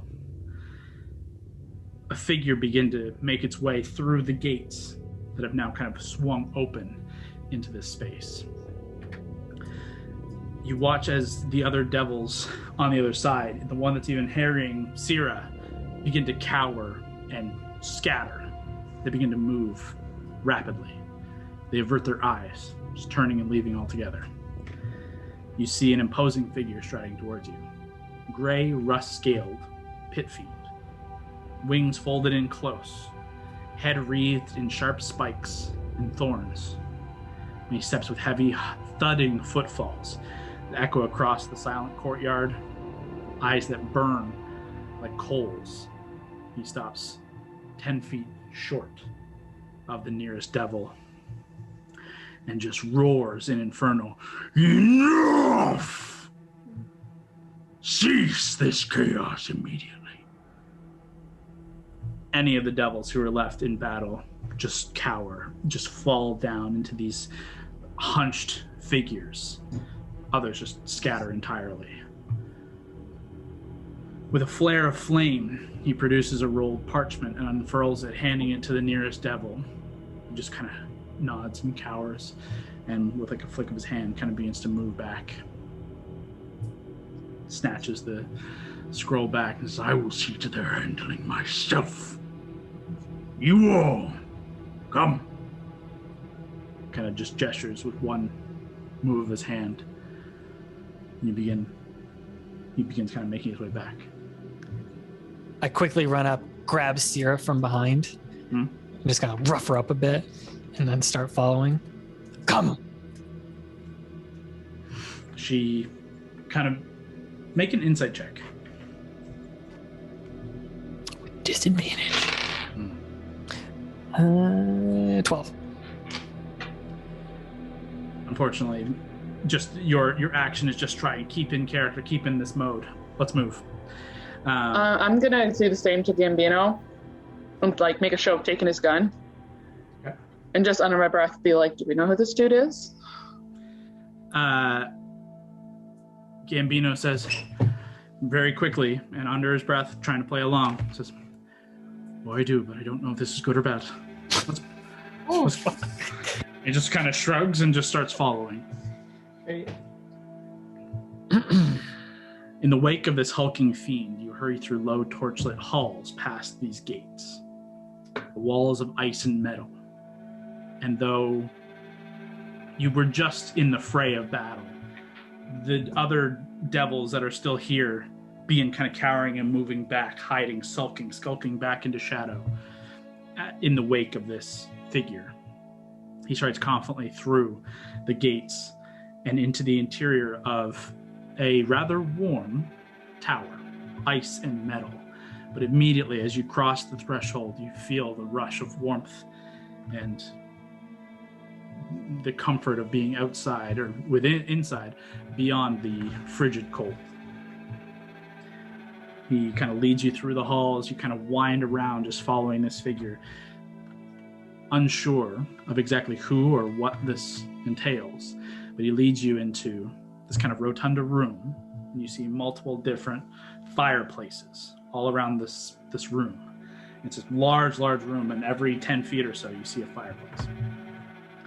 And he walks forward to one, takes something out of a pouch, and scatters it into the kind of crackle of flame that's there. It's a low flame, but as he does, the orange and yellow flame begins to burn bright blue.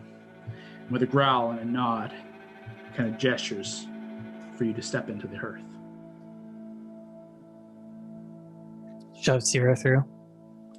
Sierra just like scowls at you, but she steps into this fireplace, and you watch under her foot there is like wood, and you see some charred bone at the base of the fire. But as she steps in, the fire flares high, and she disappears. Okay, good sign. I'll walk through, but I'll have my hand on Aetherius under my belt, under my little cloak. With each of you stepping forward, unless anyone wishes not to, this massive pit fiend just growls, and anyone who takes a moment longer is gruff and rough and just kind of gestures to move forward. Not using physical force, at least not yet. Unless anyone makes a different decision. You follow and step through this fireplace. And the fire is warm, but doesn't burn. It tingles much in the sensation you've experienced when teleporting. As that thought crosses your mind, as each of you make your way through, that tingling spreads rapidly across your body and the fire burns high, and you watch the space before you change. An elegant and massive office. Large dark iron desk stands at the opposite end.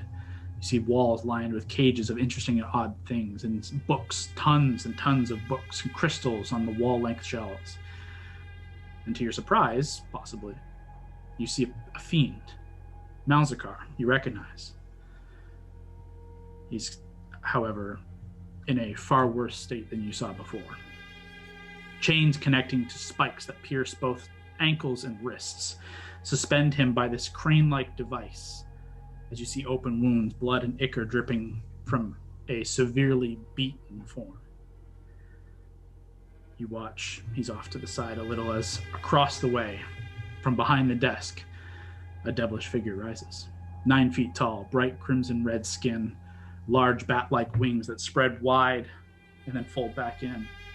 A pair of curling ram's horns on either side of the forehead. He's strikingly handsome, despite the monstrous features. As you enter, the mouth twitches into a light smile. He looks up from the desk towards you all as you all begin to kind of gather, and you just see blank white, dead white eyes.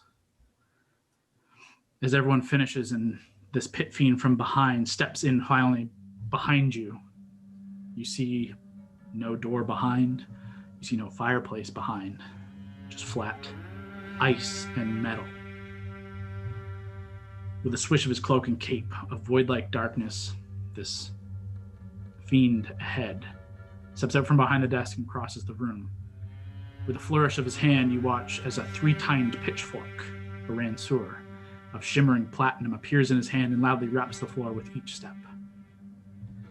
Well, welcome, Wildcards, to Kenya. I trust this is your first venture into our humble abode.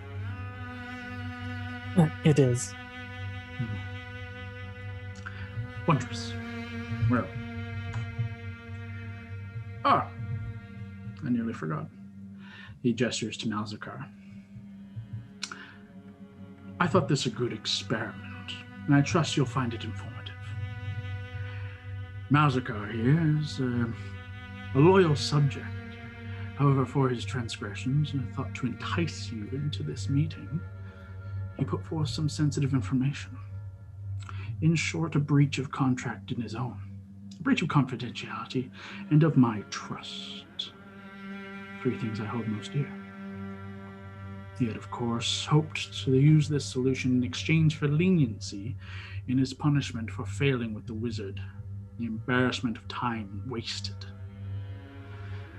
I admit, he has suffered some physical discomforts as my temper got the better of me. However, he will live for now, but thus the experiment. I have some brief matters to review here, kind of gesturing back to his desk.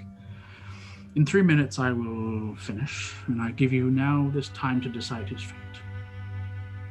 Kind of taps his wrist and walks back to the desk.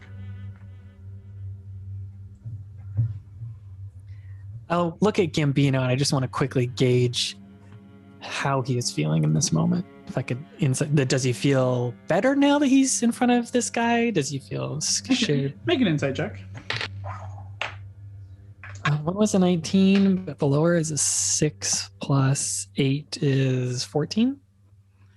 Gambino is a little tough to read. He seems more comfortable now than before, but is almost taken on, like, somewhat averting his eyes, taking on almost a respectful stance.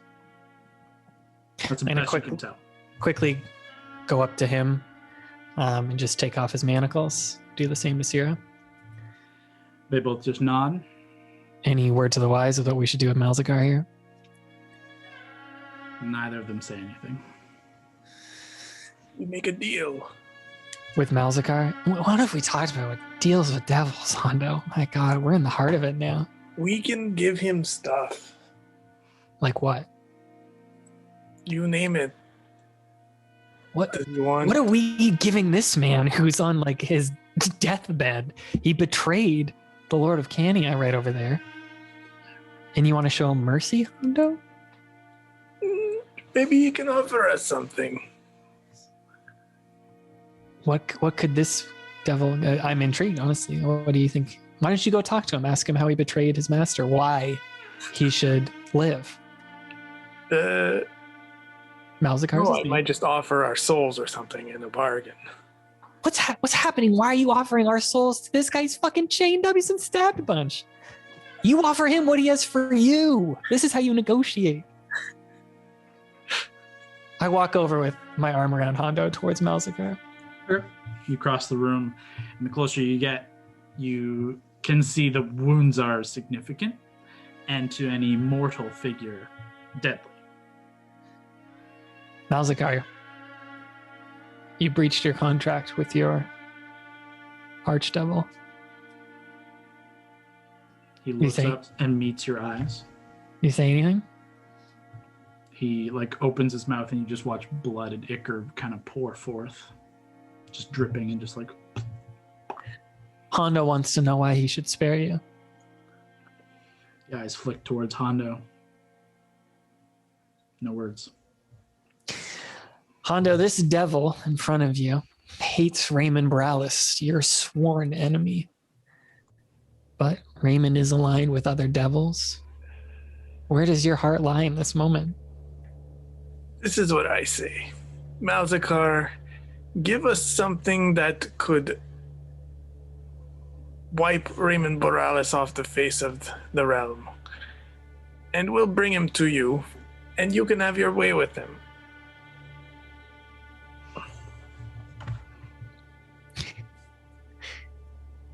No response. Mary kind of here. Need to unmute, so it could be a man. Okay. Kev, I think you're confusing the dudes. Malzahar, guy who talked to us, not the big boss. Big boss over there who might have a way in with Raymond. Just big boss is currently just looking on papers at his desk, he's not paying any attention to any of you. Now this could very well be a test, Hondo. They're testing you. They want to know, are you ruthless? Are you lawful? Would you strike a deal with a wounded person to advantage yourself? As you guys are having this conversation, time's up. Oh, shit. I was just about to say something, but that's okay. Can we hear what you were going to say? I know you're Tinker, baby. I just want to hear. Sorry, yeah, I just didn't have a hand. Yeah. I was just going to say this man spent a lot more time with Raymond than any of us. information that could get lost if his life is gone. That's it. As you say that, you watch the figure of Mephistopheles, at least what you assume to be. He hasn't been properly introduced. Steps up and says, "Time's up. So what fate does young Malzakar have in store?"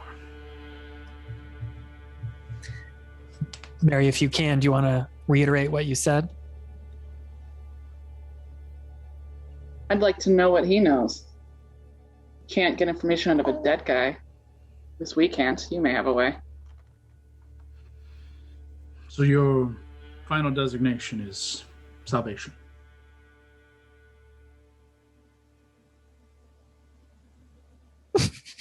Sorry, I have to keep on muting. Ask Nate what he would do. He's eating. He's busy. Fuck, sorry. The question was... Final designation is salvation. salvation. He betrayed you. Is it truly salvation if he's still under your thumb?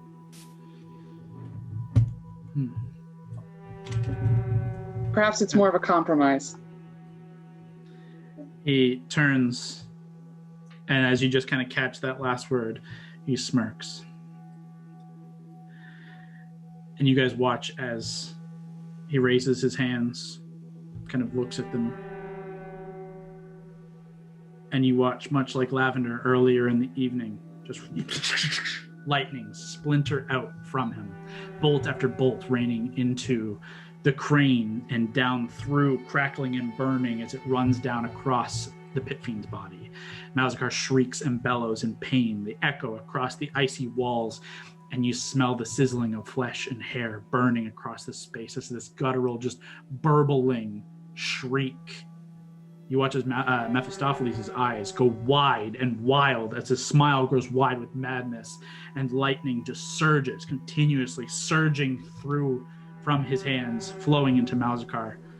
And you watch as the devil's skin begins to kind of sag and boil off of his body. His horns and claws catch fire, rapidly turning to ash, and the once impressive and hulking pit fiend slips out of the shackles, slumping to the floor in a molten mass of flesh. The crackle of lightning ceases, and Mephistopheles smiles with a half-cocked head. I don't do compromises. That was just a flex, though. The flesh begins to kind of shift and rise in a vaguely humanoid head and torso. The expression of anguish, this long-drawn but silent scream. It twists across as the flesh, as you kind of see a face form and you see arms kind of begin to reach out from this mound of flesh. Mephistopheles looks down and kind of, "For your transgressions, you are banished from Cania. Return to the Styx, and may you survive as fodder for the dregs. Perhaps in another lifetime, you may serve useful once more." And he flicks his hand, and the flesh pile figure lifts from the ground and is thrust towards the wall.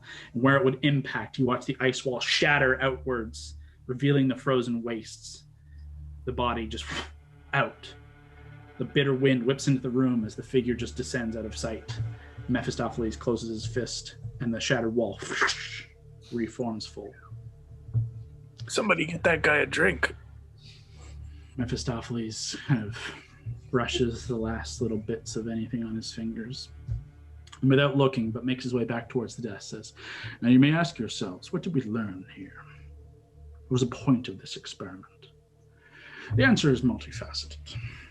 Firstly, you see demonstrated my indifference to life, those around me, and even in my own court, especially of my own kind. Secondly, my utmost regard for discretion, control of information, and privacy. That you will do well to recall.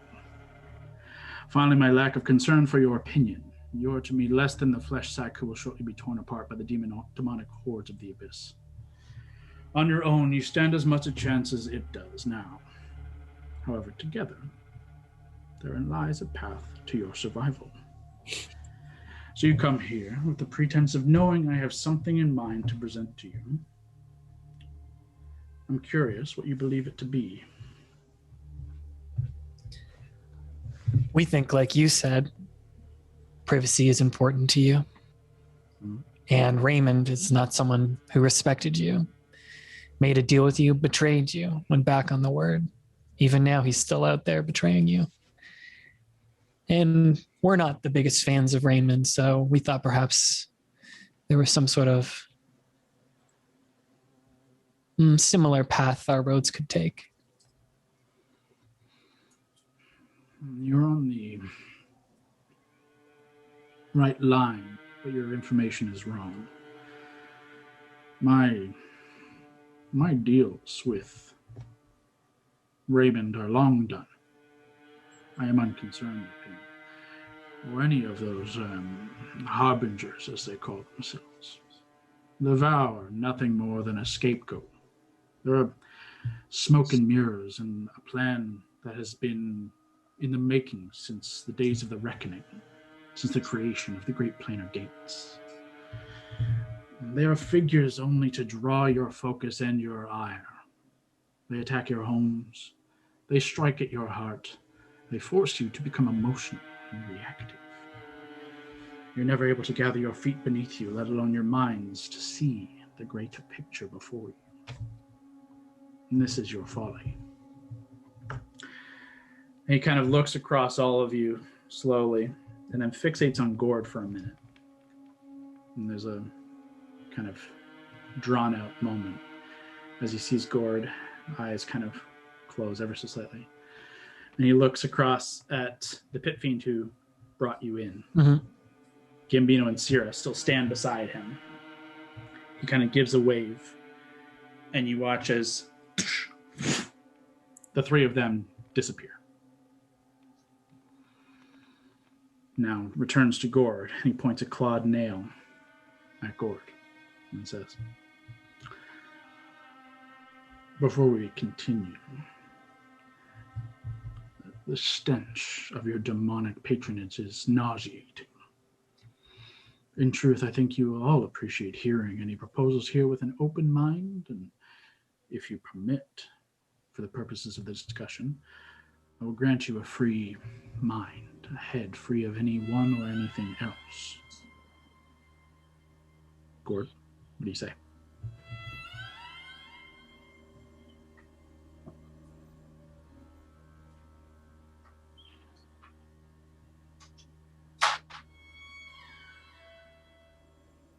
Gord? It's out of game. I don't really know what to say. Can you repeat the comment, Kyle? Sorry, I kind of missed it.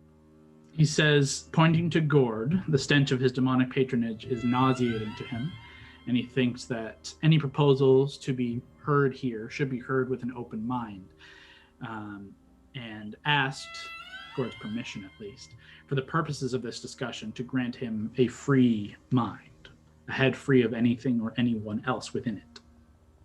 So that, like, basically Orcus wouldn't hear this, is essentially what he's trying to say. More or less, that's the idea.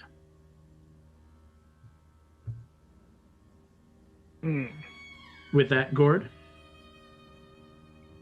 Can Gord do that? You can say yes and see. That's mainly what I was like. I couldn't figure out how to respond because I don't want to be like, sure, let's separate the two. And then you're like, you can't actually do that. No, I mean, it would like, be, oh. It seems like something that he is offering to do for you, less asking you to do something. Yeah, okay, I'd allow it then. Okay. With your kind of doff of the head, Mephistopheles kind of raises his hand and twists it, and you watch around Gord's neck, you see this kind of choker appear. It doesn't hurt, but you see this bead begin to fill at your throat. This maybe like diamond-sized bead right in the middle of your throat begins to fill with a black and green energy. And Gord, that buzzing, that breathing of Orcus, that constant barrage of screams and those memories of your time in the pit fade entirely. It's quiet. It's as if you were a year ago before any of this had ever happened to you.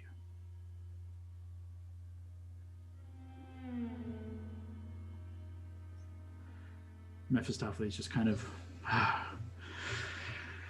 much better. Now, where were we?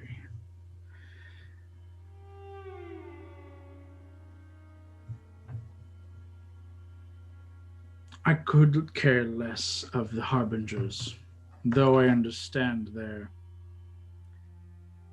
actions need to be handled and dealt with. I understand your homes and loved ones are threatened in some manner. But again, the bigger picture, the strings that draw them forward, why attack a problem that is only temporary when you could cease the entire gamble?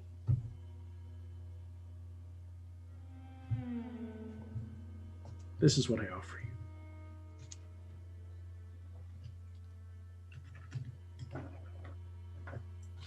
What does that entail?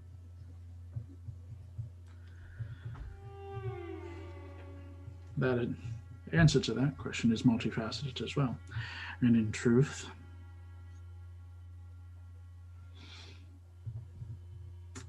I wish to hire you as independent contractors.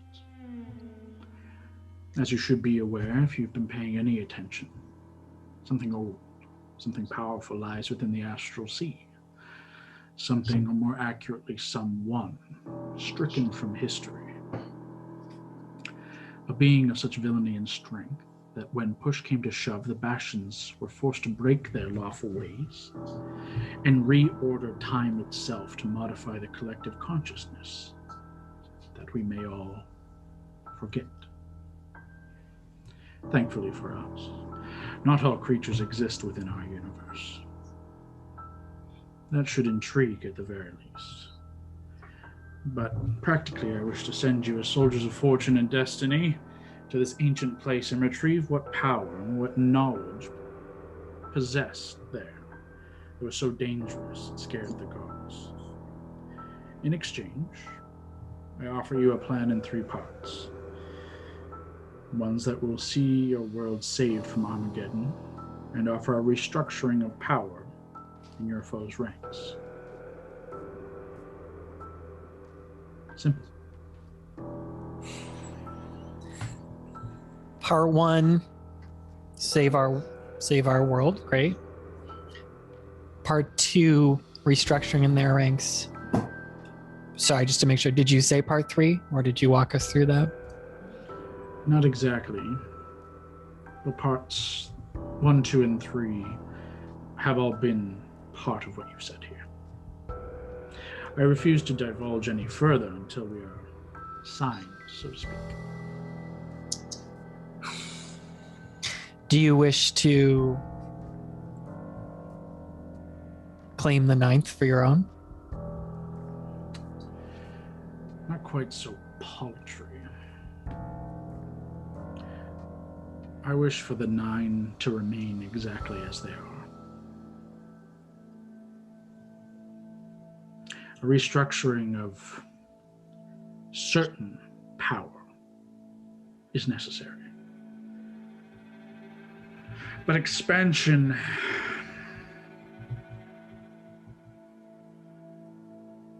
does not work to my ends.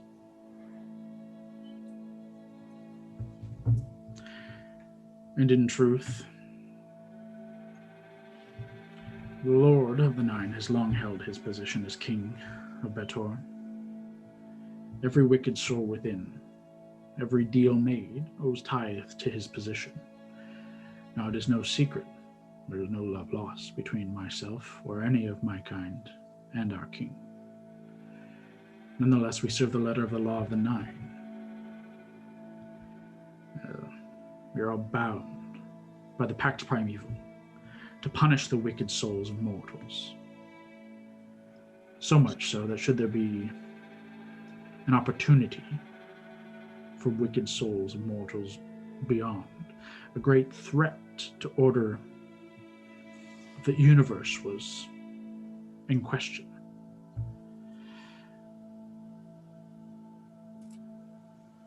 If such a threat existed, and his position remained, that to govern and protect the order of law from such a threat would require his presence to oversee matters directly, and therefore could not be viewed as hostile, but protective and well warranted by the letter of the law, if one were to theorize such things.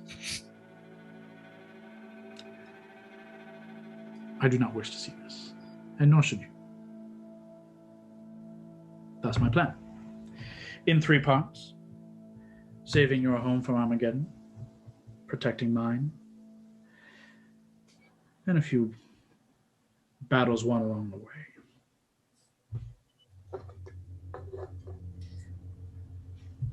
What would be the specifics of this deal you're discussing?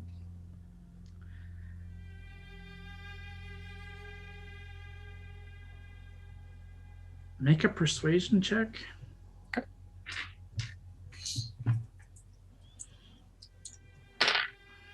Oh, great. 16 and a 14, so I mean, this is a devil, obviously. 29. Pretty good. He stands and begins to kind of pace around the office, kind of circling your group, and you kind of feel yourselves all naturally kind of binding closer and closer together as he just naturally exudes this fearful presence. And he looks at you all, kind of looks you all up and down, and says, I have foreseen the battles ahead of you, and long pondered your place in them, and pondered in my ponder, and found your skills lacking and your plans short-sighted. Fair. I, however, possess information acquired in a long life of espionage and exploration, strategies, pathways that, should you follow, will lead you to a mutually beneficial result. I have it on good authority that contained within this long-dead host in the Star Sea lies a great power still dormant. Should my information prove trustworthy and my theory be correct, and they most often are, it will turn this game of Dragon's Chess your foe has been playing on its head. If its power holds true, it will irreparably alter their hierarchy and declaw their greatest threat of his most powerful weapon.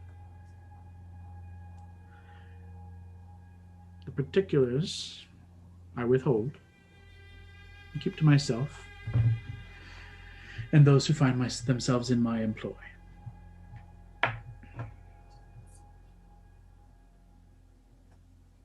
So what say you? What if that was an 8? He apparently agrees. What if your prize? Is it something that's going to just thing you wanted?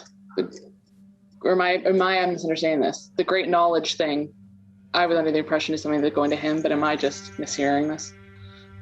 It sounds like it ends in his hands. Okay. However, as you ask, he says, again, mutually beneficial. If it is what I believe it to be, it is a weapon. One whose history, perhaps including yourselves, a dozen figures in all of time are aware of. A power level beyond anything that you could conceive of, that I have spent millennia crafting. I've devoted several lifetimes to the study of destruction, and in that time, I've learned there is nothing in our universe more destructive than divinity. That energy, that purpose, the power of ancient ones, the creators, the gods. It is the boot under which all are held in check. It is the one source of power greater than all others. However,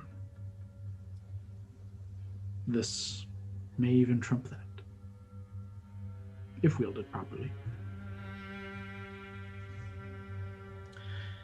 Now, whatever plans you had in the making, It deigns me even to consider. It's foolish to think you could ever manage to combat a deity, either physically or mentally for that matter. However, it's because of that spark that they are impenetrable, invulnerable, unstoppable forces. You may strike, you may even draw an ounce of blood before they decide to turn you to paste.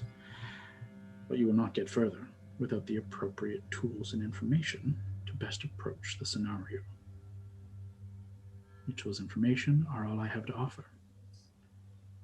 If you think we're as paltry as we are, why are we the ones you need to send? You seem capable. You seem to have capable people underneath you. Well, some more capable than others.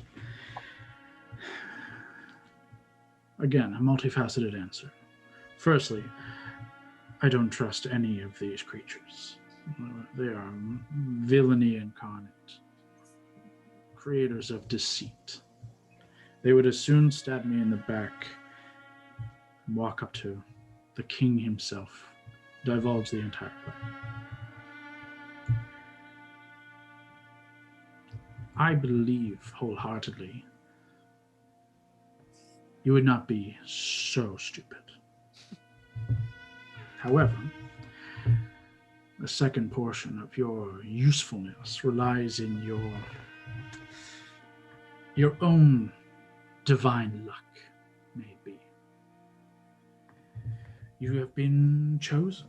You have been in scrapes and battles that you should never have walked away from, and yet some force of destiny or fate, some gods smile upon you, and they grant you passage. You have but something I may never possess. And if you don't, your world dies. Seems that would be a great motivator. Mm-hmm. What's to stop you from taking our world later, if you get the power you want after this? The knowledge that you have would be the same that I have.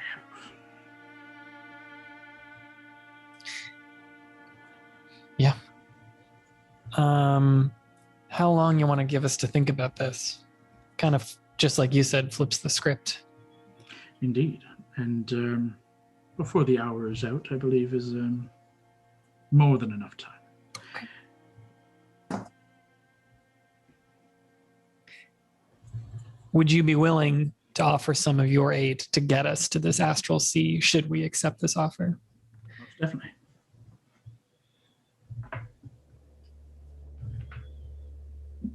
What is the timeline on this? I believe you are well aware of your own timeline. Yep, that's true. The next material lunar cycle more or less puts an end to things. Or at the very least, it offers a moment deep in my plan that would be a fitting end.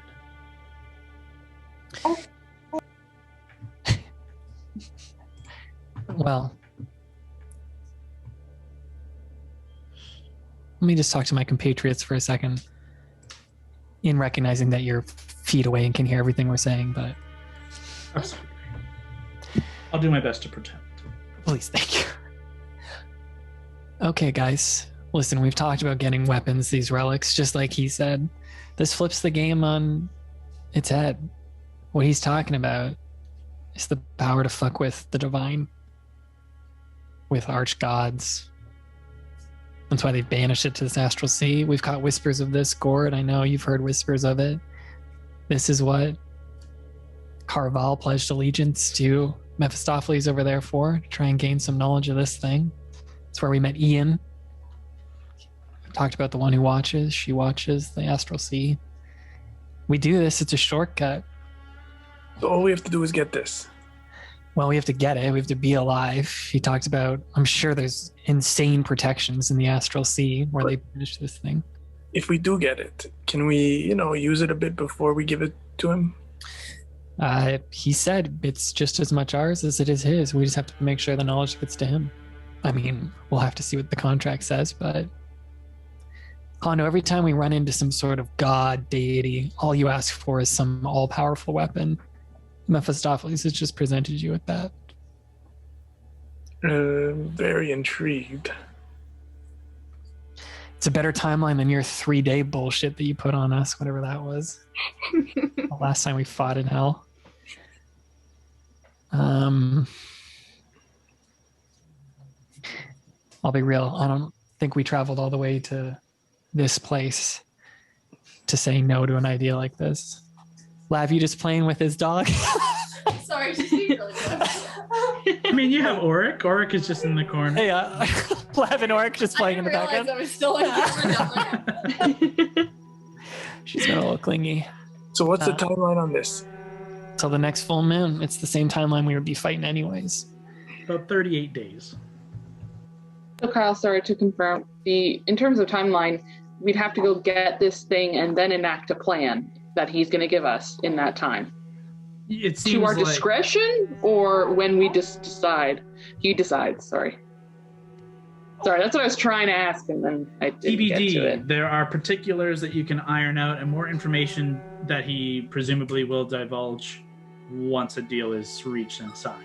The particulars of the steps of the plan, elements that you have no idea of as of right now. Like, if you were to agree and sign, there are things to talk about.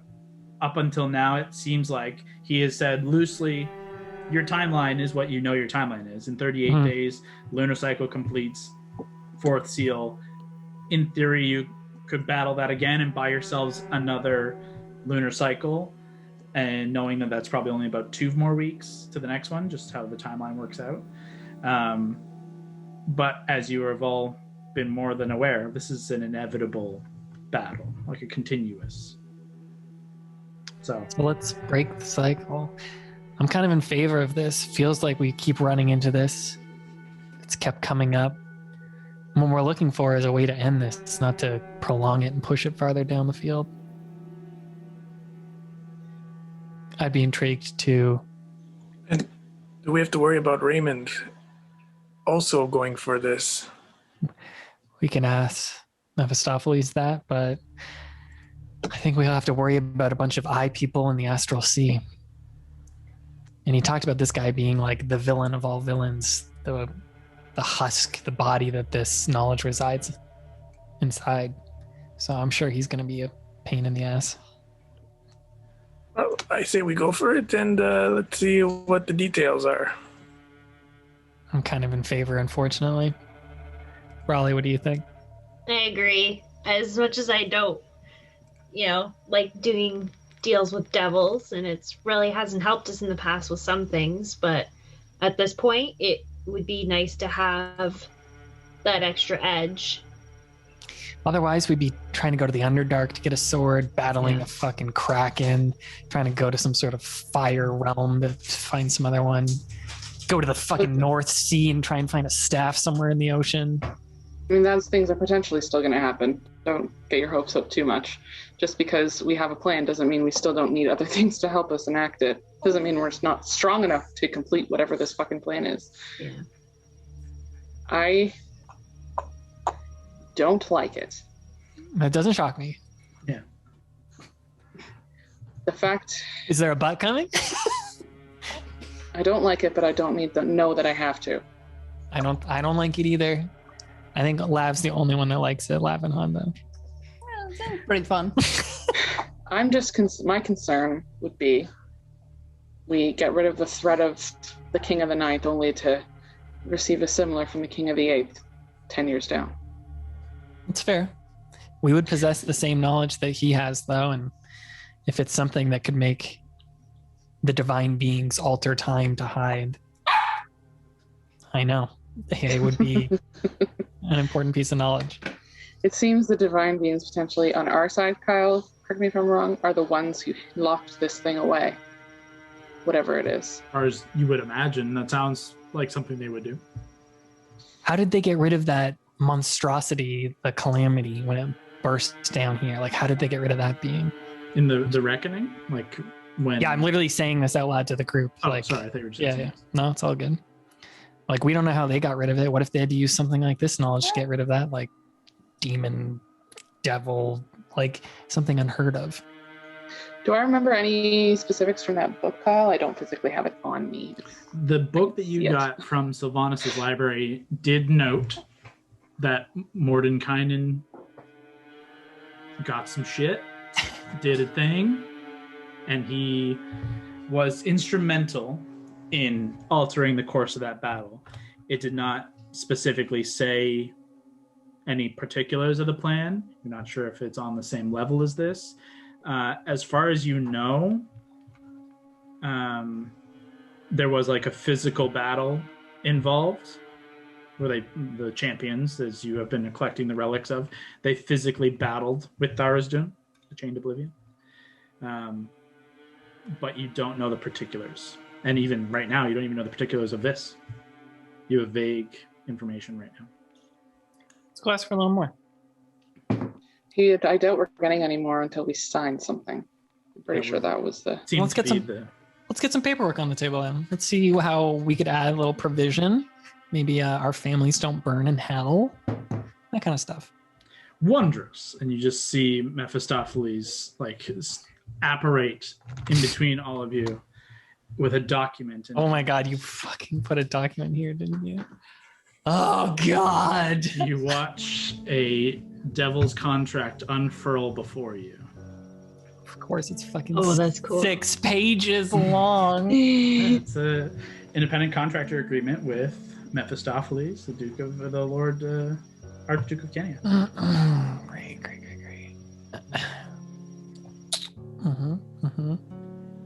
There's a lot of information there. Do you want us to decide on this tonight? Yep. Jesus, I gotta read this with a crying baby. Give me fucking 5 minutes. We just accept. Let's move on. Let me read it. Let me read part of it out loud so the audience actually sees. Or Kyle, why don't you read it? Yeah, so in the opening independent contractor agreement, services agreement entered into and effective when the last party or party signs between Mephistopheles, the Cold Lord, Archduke of Kenya, henceforth the Archduke, Hudijin, Duke of Kenya, representative Mephisto, the broker, henceforth the Duke, and the Wildcards, Valentine Floorwild, Mary Wayne, Alana Brawlwyn, Lavender, Gord Dunsworth, and Hondo the Blue, henceforth the contractors. This agreement provides for the Archduke employment the adventuring party known as the Wildcards as independent contractors. The Archduke gives the Duke, a Prince of Hell, full authority to create, negotiate, and bind individuals into a contract for exchange of services, real estate, and soul dealing under his name. The Archduke wishes to hire the contractor to use their experience in recovery and delivery of powerful arcane artifacts and execution of stratagems in the benefits of the 9 hells. The party agrees as follows. There's a section, an article on definitions for some of the terms and sections in this agreement. I can put this up full during it too so people can see. Article 2 is based in employment and the offer. Subject to the provisions of this agreement, the Archduke shall provide passage across the outer planes, ample assistance detailed in Article 3 provisions, as well as strategic guidance to the contractor, yourselves, to accomplish the agreed upon goals. Considerations subject to the provisions of the agreement. In exchange for agreed upon terms, the contractor shall complete the task, henceforth the task, of retrieving and delivering the word or words of power found within Tenebrius in suitable containment to the Archduke within the agreed upon timetable. Additionally, upon delivery of agreed information, the contractor shall provide assets seized from a third party, the necromancer Carval. Items in question are known as the Gate Gem Apparatus and the Book of Vile Darkness. Any other assets acquired within the Abyss and whilst employed under this contract are granted to the contractors. There's a selection on provisions. Planar travel is to be offered as crossing as passengers aboard the Iron Dreadnought, the helm of Captain Gambino, the Childish. Equipment, the Duke can provide adventuring packs, adventuring items, tools, and anything in which the contractor is proficient in on a needs-be basis.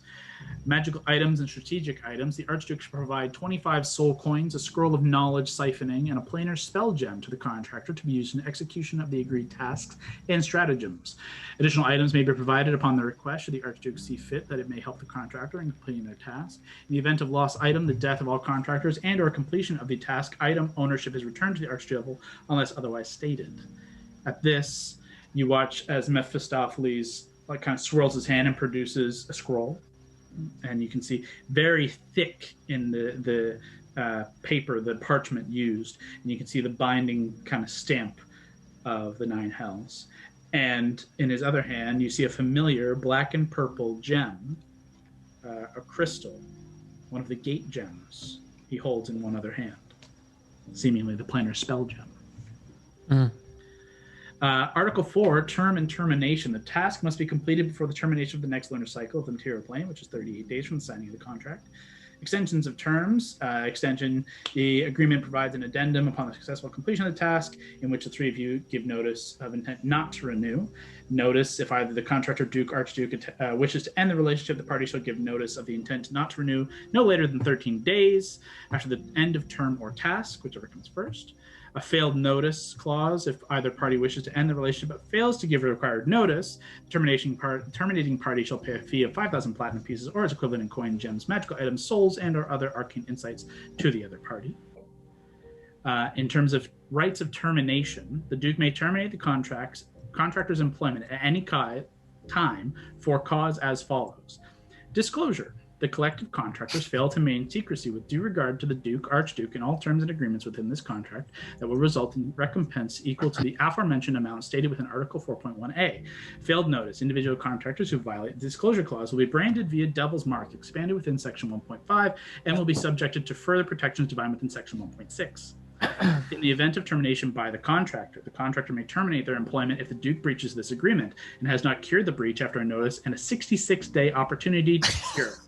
After which point, the Archduke is subject to judgment under jurisdiction of the Pact Primeval, wherein the employer suffers permanent demotion and forfeit of assets, material, and otherwise. In the event of the contractor's permanent death, their employment terminates, effective as of the date of their death. In the event remaining members survive, they are still subject to all terms agreed upon within the contract. However, the Duke shall provide an agent to offer a new accord. Likewise, with permanent disability, in the event that 2 or more of the signed contractors become permanently disabled, the Duke shall provide an agent to offer a new accord. Seems fair.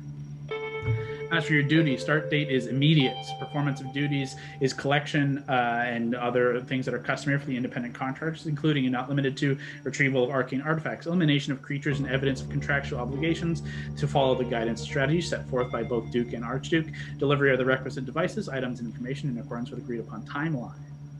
Extent of services until the next lunar cycle.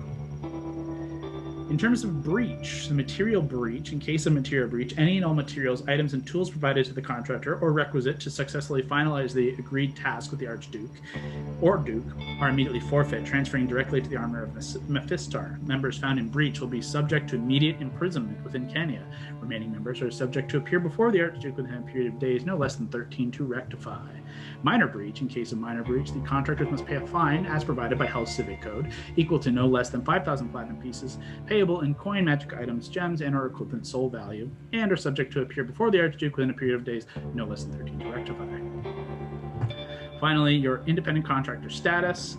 Honestly, it's more about you're the contractor and you can't get out of being the contractor as long as you sign. In theory, you have the right to hire assistants and subcontractors to use as employees, and they are not necessarily bound by those things in the agreement because you're the signed contractor. That's more or less all that says. General provisions. Modifications may be made by written statements signed by all parties. Resolving disputes. If there is a dispute that arises under this agreement, the party agrees to try and resolve the dispute with the help of a high arbiter of Cania. Any costs and fees other than attorney fees associated with the arbitration shall be paid by the losing party. More or less, that's pretty much it. Assignment.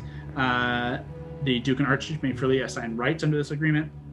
Contractor may assign rights with the approval of the Duke and or Archduke under the following conditions. The new assignee must be a loved relative or friend of the contractor. The new assignee must be an innocent, one who has never shed blood, righteous devotee to one of the bastions, or a celestial being hailing from the upper planes.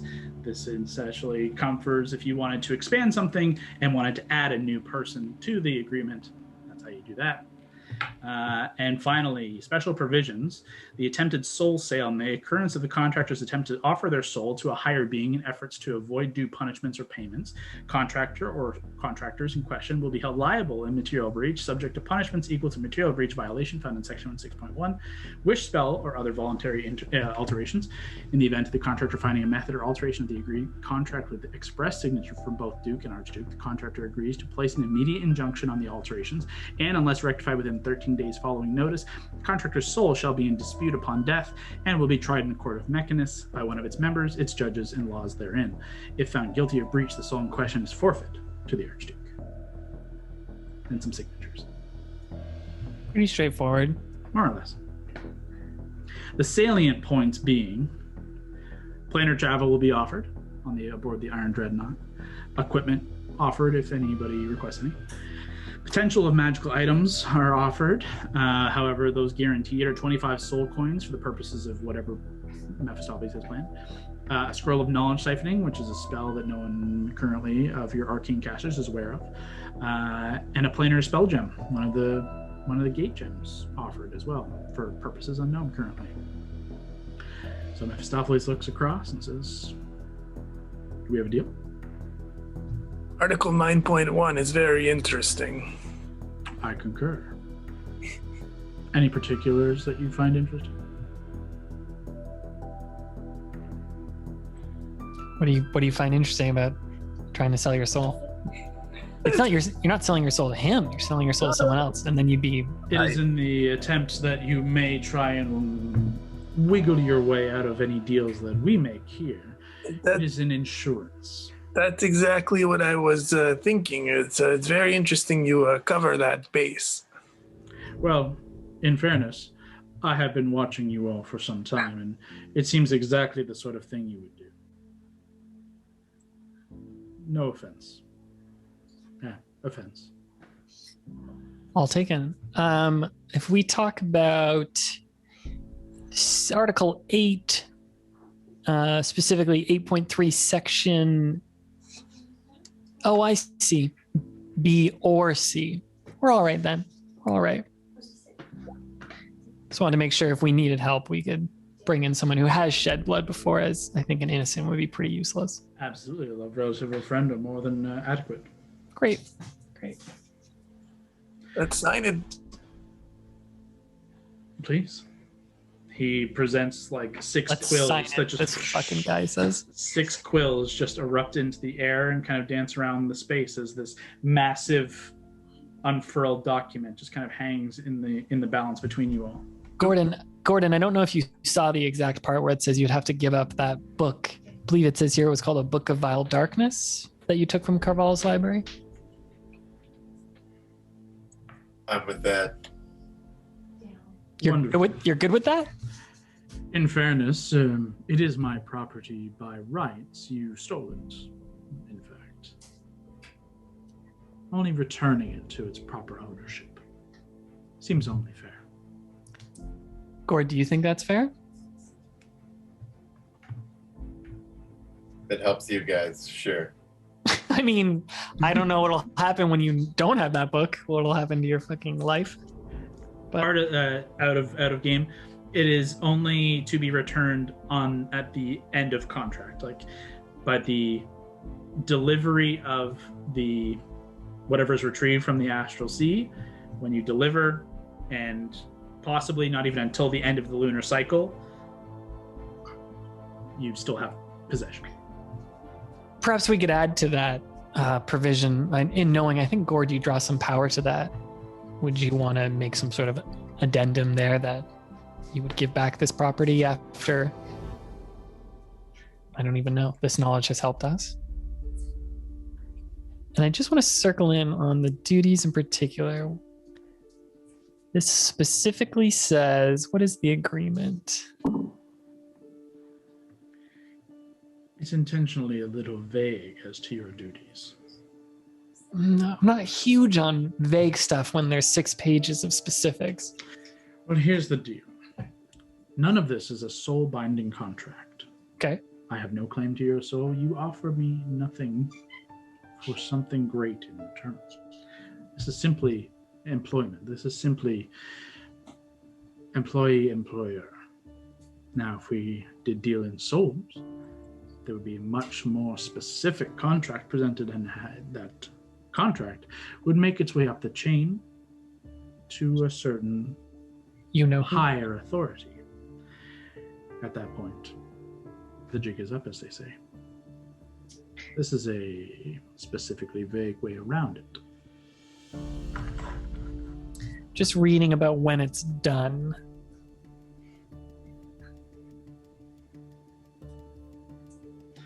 Your duties shall be completed by Section 5.1, Article B, extent of service. Performance of duties. Contractors shall perform the duties that are customary for the holding of independent contractors, including and not limited to retrieval of arcane artifacts, like we've discussed, elimination of creatures and evidence of contractual obligations, following guidances and strategies set forth by the Duke and Archduke, delivery of requisite devices, items, information in accordance, and agreed upon timeline. So perhaps we could do following guidance and strategy set forth by Duke and Archduke and in collaboration with the Wildcards. Unfortunately, no. No budging on that? No. So let's reread. The contractor shall perform the duties that are customary for the holding of independent contractors, including and not limited to retrieval, elimination of creatures, and evidence of contractual. In layman's terms, part of the material breach of you, this is more to help you than it is to help me.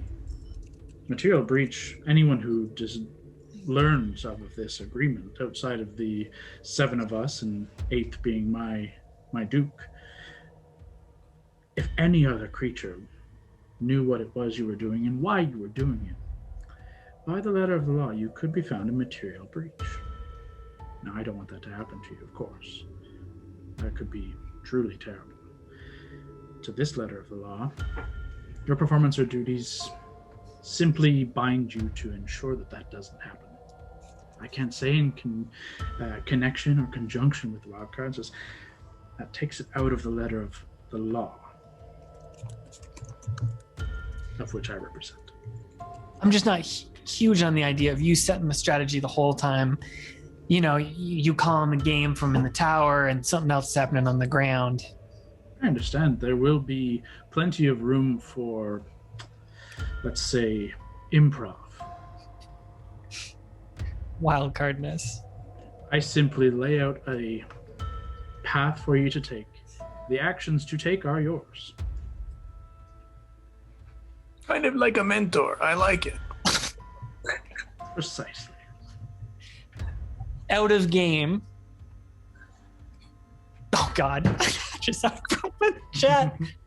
That won't go well. We don't have to do this. We can try and find a way out of this. This is just something presented to us. So if you don't like it, you can try and find a sneaky way of saying you're not a fan. We are just in the office of this archdevil, so he might be ticked that we avoid it. But this is the best offer we're gonna get.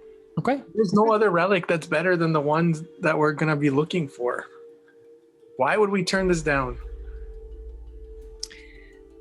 If, let's say, I just want to clarify, and perhaps you could point me to the article. Let's say Hondo does something stupid. He does something that breaches this contract. Is he to blame or are we all to blame? I'm trying to find the specific wording. Members found in breach will be subject to immediate imprisonment within Kenya. Remaining members, that separates. Yep. In case of minor breach, contractor is singular. So singular contractor, not contractors. That makes me feel better. You are if you look at the bottom, you are each individually signing. You would each individually be accepting the agreements and the punishments therein to yourselves. And then, the last thing I want to focus on is when this contract ends, and that is when you get what you desire from this place. The termination is based in 38 days from signing contract by the end of the next lunar cycle on the material plane. There is an option for extension. There is option for notice of extension from both sides and a choice to not extend by both sides.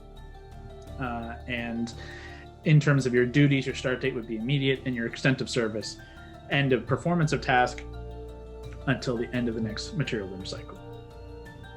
But to your kind of concern, he says, in truth, I should hope you accomplish part 1 of this three-part plan with relative speed.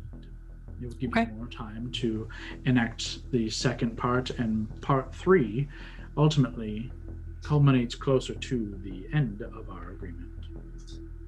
And would we be re-signing more contracts? Because this specifically specifies the task, which is retrieving these things. The task is retrieve these things, but also execution of stratagems that benefit the Nine Hells. These What about... stratagems are part 2 and 3.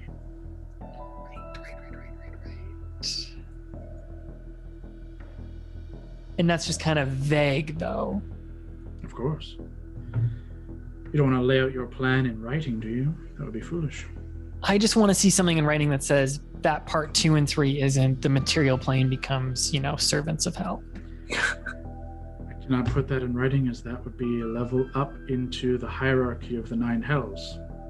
Expansion of the Nine into claiming more souls requires sign-off, so to speak, of a higher authority of the Nine. That we cannot do. If it will put your minds ever at ease, I could at this point lay out a little bit of a further plan. What was that last part there, sorry? Give you a little bit more information, if it'll put you at ease. About what those plans are? I mean, yeah, that would make me feel great. It would entice me, honestly. Excellent. Then I will require one of you to sign. Hold on, no one signed this shit. No one signed this shit. Guys, we can try and get out of here. We can try and get out of here right now without signing this shit. Mephistopheles just chuckles. He's not. I'm not saying that out loud. This is ridiculous. Sign Reads your the mind, damn and he thing. chuckles. Pardon me? Let's just sign the damn thing. We're not getting any better. Bro, if you want to sign it so we can hear more of it, by all means, go for it. There's a quill directly in front of you, Hondo. Yeah, well, I mean, me signing alone is not of any use. He just said if you sign, he'll tell us more about the plan. You did say that. Oh, that all right. I'll sign. Oh my god. Hondo, you step forward, grasping hold of this quill, and you can feel it like connect to you almost, and as you sign, it draws a little bit of your blood to use as the ink. And you have officially, I'll sign for you if you don't have it at the ready. Kevin Karanja, I need your SIN number and 348. Sign it, Hondo. mother's maiden name. We're streaming tonight, right? Great. There, you have a very fancy signature. Hound of the Blue signs on the dotted line. Excellent. You've made a very wise decision in the protections of your homeland. Now, part 1 more or less lays as we've already more or less discussed. A journey into the Star Sea, delving into this Tenebrius, locating what source of power, what knowledge was possessed therein, acquiring and returning for, more specifically, for my study, so that it may be properly utilized by you in executions of part 3.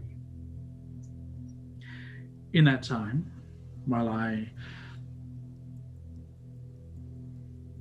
do my investigations and my pondering and my cracking the code of this immense power, you will be presented a second plan, stage 2, preparing yourselves for battle.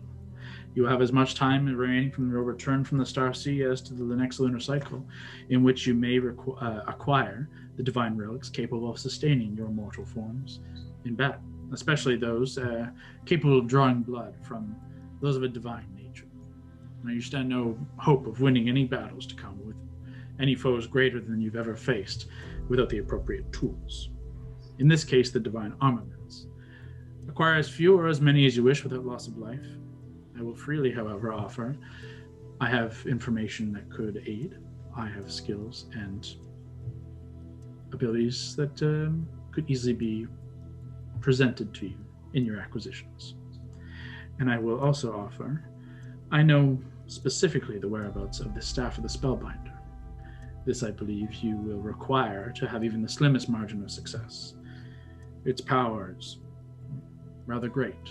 Its former wielder is not just a powerful mage, but a master of time. Acquiring his staff will be a necessary step. And finally, as the moon crests its next full lunar cycle, you will journey down a road scarcely known. A back door into the deepest lair, traveling even deeper beyond the Dark Tower, into the very pit itself. Using everything acquired in our deal, the proper strategies and information combined with your divine luck, and as long as you don't stand in your own way, one true chance at success. That success being we kill Asmodeus.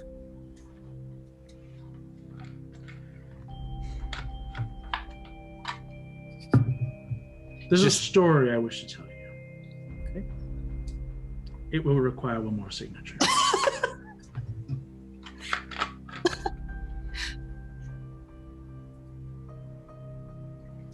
Guys, Hondo already signed it. Are we just gonna let him fucking try and do this on his own? I'll do it. Oh my Oh, god.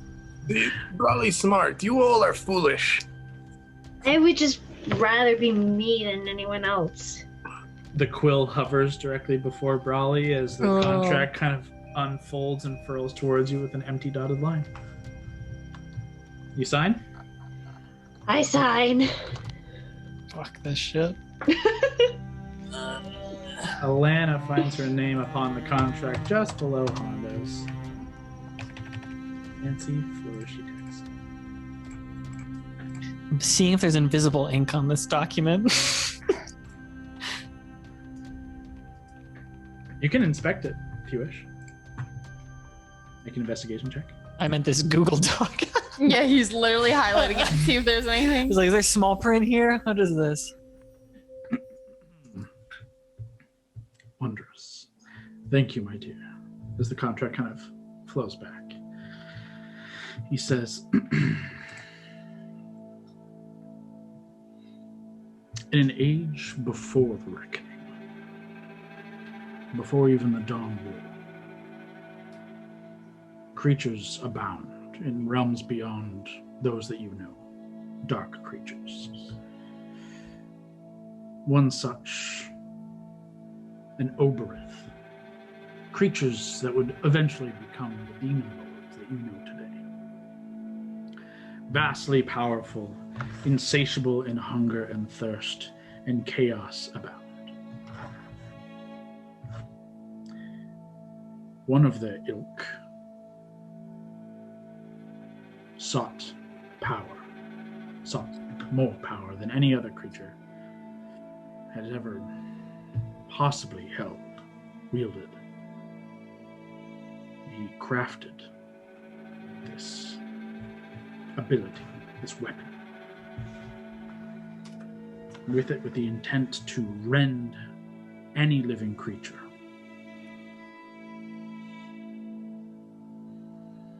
Now, I have this ability myself. You alone could find yourselves bathed in the blood of your enemies as you have been before. And yet, we would all be like mewling babes in the face of true divinity, in the face of a god.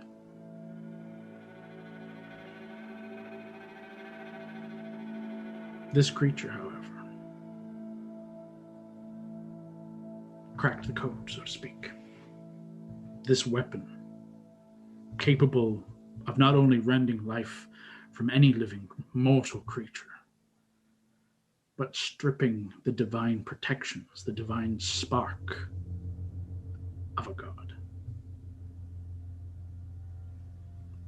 Now that power is true power. Any creature is now at the whims, the will of its wielder. The transition of power is capable. The transition of a divine spark. It can be taken when killed by another god, much in the way Asmodeus received his divine spark. In the fall of Azuth, Asmodeus clutched it and ever since has been the God King of the Nine. But this creature, more powerful than any other, struck out with the intent to kill all divine beings, to rend all life across every universe.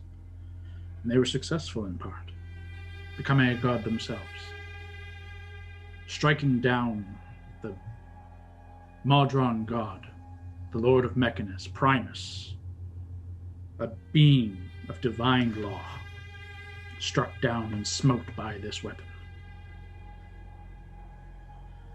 Now, this history is not known, as this tale has been struck from record. This entire endeavor, the weapon, its wielder,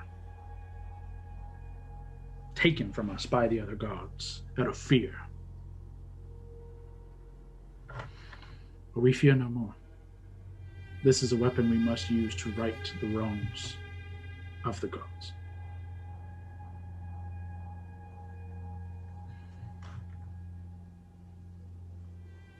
I believe we have it within our grasp.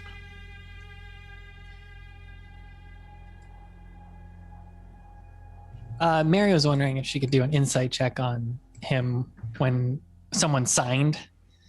Does his face change at all? Is he excited? Is he Sign and find out. Mary, are you here? Or do you want me to roll it?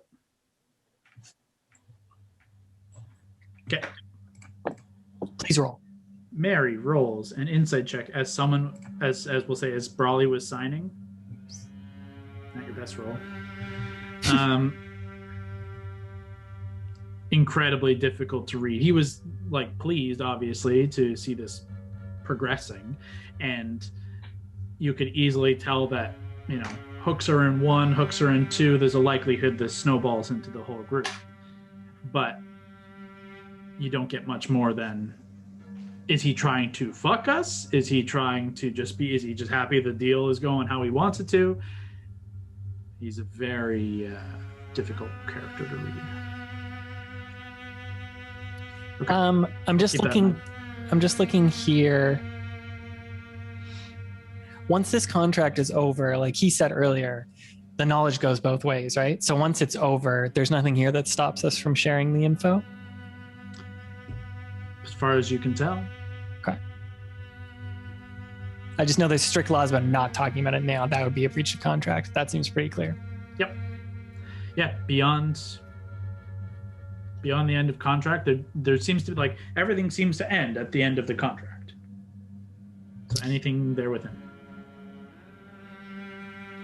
All right, guys, I think we sign. If Brawley's going, I'm obviously going, and I'll grab my quill and sign it.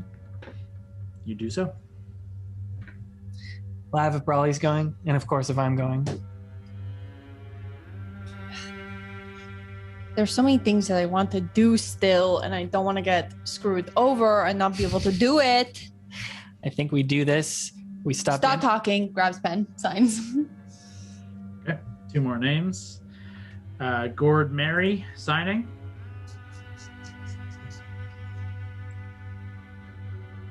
I don't want to give up this book. You don't want to give up this book? Changed my mind. Do you say that out loud to him? Yeah, you have to verbalize that then. Yeah, I did. Okay. He says, what power does it truly grant you? What have you done with it to prove its usefulness? Why do you want it then? Because I own it. It's mine. I was loaning it out to a particular necromancer whom you sought to do battle with, and then stole it. It's part of a collection. Prove it's yours?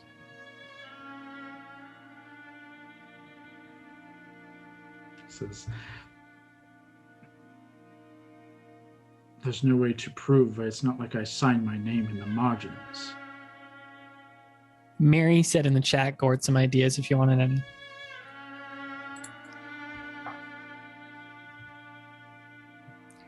Gord, you should switch sides. Now this guy's your daddy. Doubles on, doubles on, doubles on. He just gave you a cool collar. To be his pet. Oh, it's better than Orcus is a real pain in the ass. The whole 10,000 years of torture. Yeah, that was something. Maybe a new deal. You keep the book, but you work for him. Wasn't it 60 years? Like 600 maybe. No, it's 60. But it rolled was something. 6. Wow. I was like, it's something 6. It was gonna be a lot more, but he rolled real low, so he got lucky. Yeah, that was Yeah. fucked. Is there Only a way 60 years of at the end this I torture. can get the book back? Sorry, can you say that again? Is there a way at the end of this I could get the book back? Make a persuasion check at disadvantage. Only a disadvantage because you're exhausted. Mm. Come on, Gord. Can Do you still have 1 luck left, or are they all gone? He does have one. I bend luck for him? Wait, so I have to roll twice, right? And take the lower? That's Yes. right. Yeah. Okay. Ooh, that's terrible. I will use luck. Your last luck. Last luck of the day. Here we go. Yes. 20, How much? 25. Okay. All right. You watch the Mephistopheles kind of stroke this thin goatee, and the smile curls and says,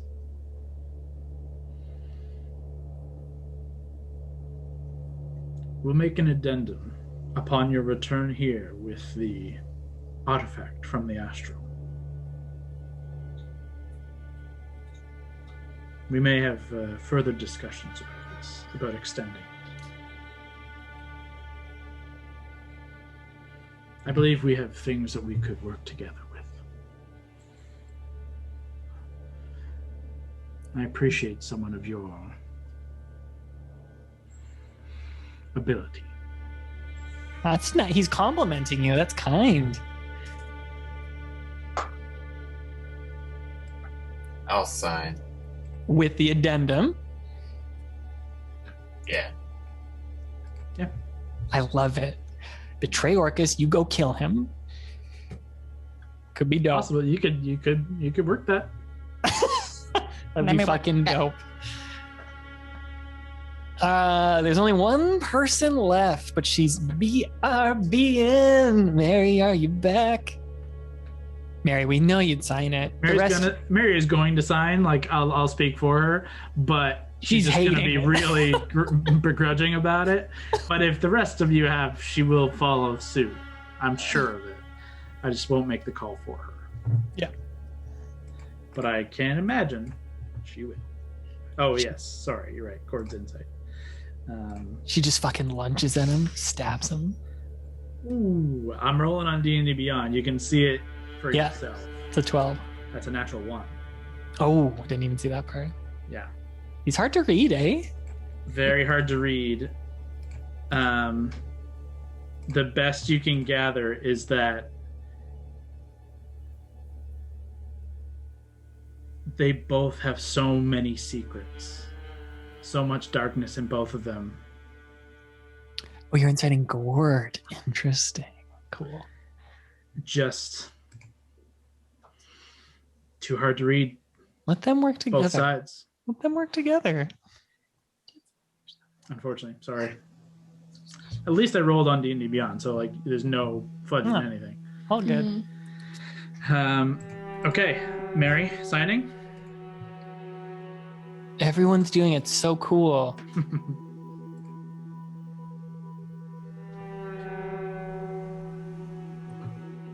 Yes. Mary signs the final line of the contract, and the Wildcards are now in the employ of the Cold Lord of Canyon. It's a contract. This is brilliant. God, why are you so jacked up? Why don't you become fucking warlock to this guy as well?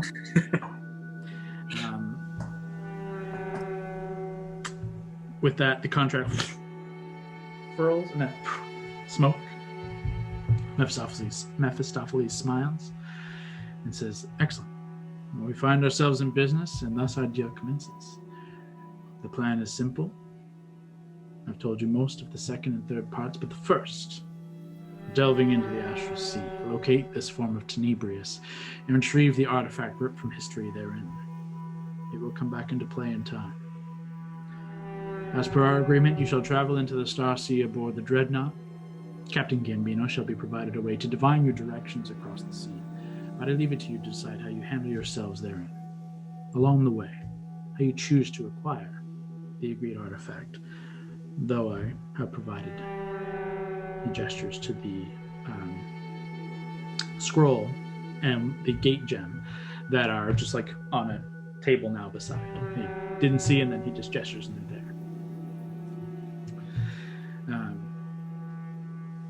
This scroll of my own devising, a ritual of knowledge siphoning, capable of extracting the required arcana and supplanting it in suitable containment, gesturing towards the gem.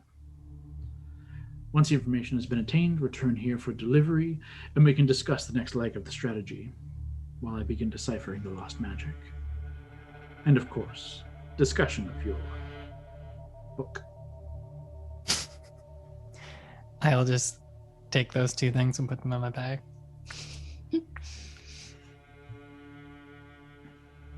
Well, I think there's talk of provisions in that contract they might be able to provide us. What do you require? We'd love some health potions, I think, if you had any of those kicking around. Or something better, even. I can provide some. And I can provide one better. On the table, he just kind of waves his hand across and just see things begin to kind of pile up. He provides 3 superior healing potions, 2 greater, and a potion of something. Great. You're not sure what it is offhand. It doesn't look particularly familiar to you. But he picks it up. Do you ask for that? What's that one you're holding? Oh, sorry. Yeah. Go ahead. Give a potion of vitality. Make a persuasion check at disadvantage. It's because you're fucking exhausted. You can barely move out there.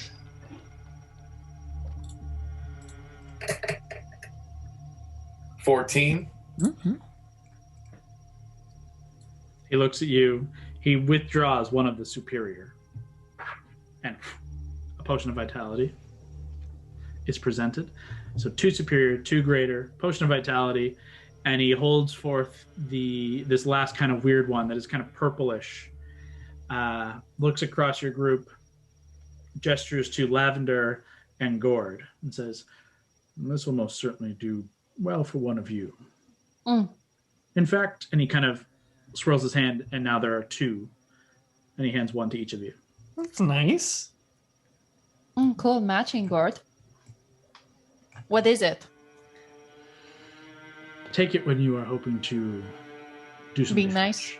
Do some damage. Do some damage. Do some damage. You like that, don't you, Rosie?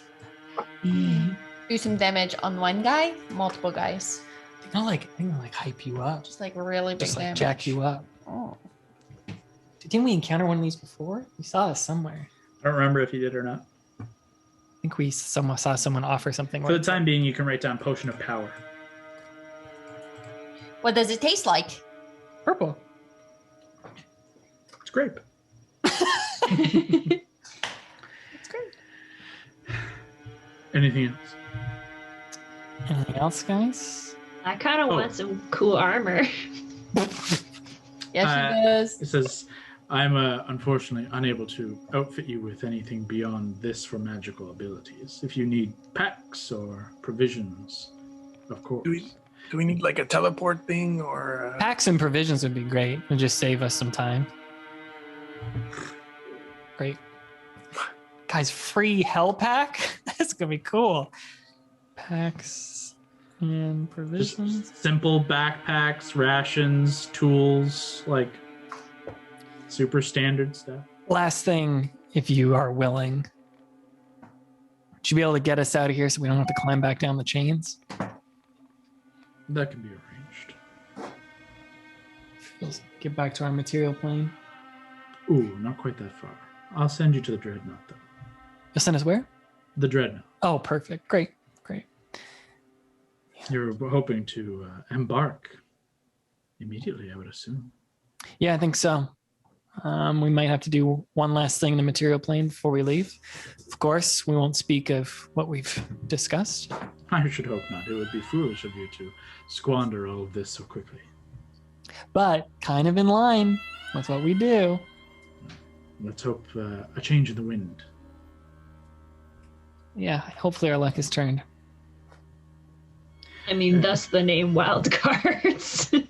Last time we tried to come here itself, we had to fight ant fucking people, walk up your chains. They tried to give us shit. Perhaps next time a quicker jaunt up. It's entirely in your capable hands. All right. Well, we're telling Gambino to drive the fucking car to the front door next time. It's a good way to die, if you wish. Well, I don't want to die. I just want to deliver you the good info. You will have to do it as you did before. Okay. Great. Do you not understand the idea of confidentiality, breach of contract? Do you understand when people walk up to the door what it appears to be? Yeah, totally. He just walks away and says, "Safe travels." And then all of you just disappear and reappear on the deck of the Dreadnought. I was going to ask him for like a way to talk to him, but guess that's too late. On the Dreadnought? You're on the deck of the Dreadnought. Great. You see Gambino and Syrah also landing there. Okay. I assume you made a deal then. Maybe we did, maybe we didn't. We did, and you're part of it. No, you're part of it. I'm well aware already. Number one, I'm well aware. Two, Great. You wouldn't be alive if you didn't. So, yeah. Thanks. Good Business job play partners, acting huh? before. Sorry we had to slap you around. Oh, I don't care. I've been slapped harder before. Did you see when Mary almost dropped your gun off the side of the fucking chain? That would have been a problem. That would have been a real problem. Well, we can't actually make our way to the astral today. It takes a significant amount of power, and in truth, we've jumped around a little bit too much. So we'll have to be heading out tomorrow. This thing can only jump to one plane a day? It can jump between certain areas and certain places it's been, places it's used to going. It can go a little easier. Places it takes a little bit more juice to get to, so to speak. The astral's one of those places. All right. But for now, I can get you at least back home, That'll do. and we'll go from there tomorrow. Yep. Excellent. What a fucking day. What a fucking month. That's where we're gonna end tonight. Can Lavender quickly pull him aside, like at the end there? Sure. Like when everyone's like, okay, good. I was wondering, like, could that thing go to a plane it's never been before? Did you say that? It kind of can. Needs something to tie it to, almost, though. Typically, you bring something from there, and we can use that as a focus, so to speak. It can't be like a memory or even like a picture of the memory. It has to be from there. I suppose, in theory, a strong enough memory could... Well, yeah, in theory, a strong enough memory could be a focus if we're on the astral. The astral sea is a sea of thought, the sea of dream. I can do it. Okay. Okay, thank you. That's so nice to know. And she runs to Brawley and starts telling her everything. Okay. Thanks for tuning in. Join us next time as the Wildcards take to the Star Sea in search of the long-dreaded Tenebrius. There'll be a new episode up every Tuesday, so stay tuned. But until then, keep exploring.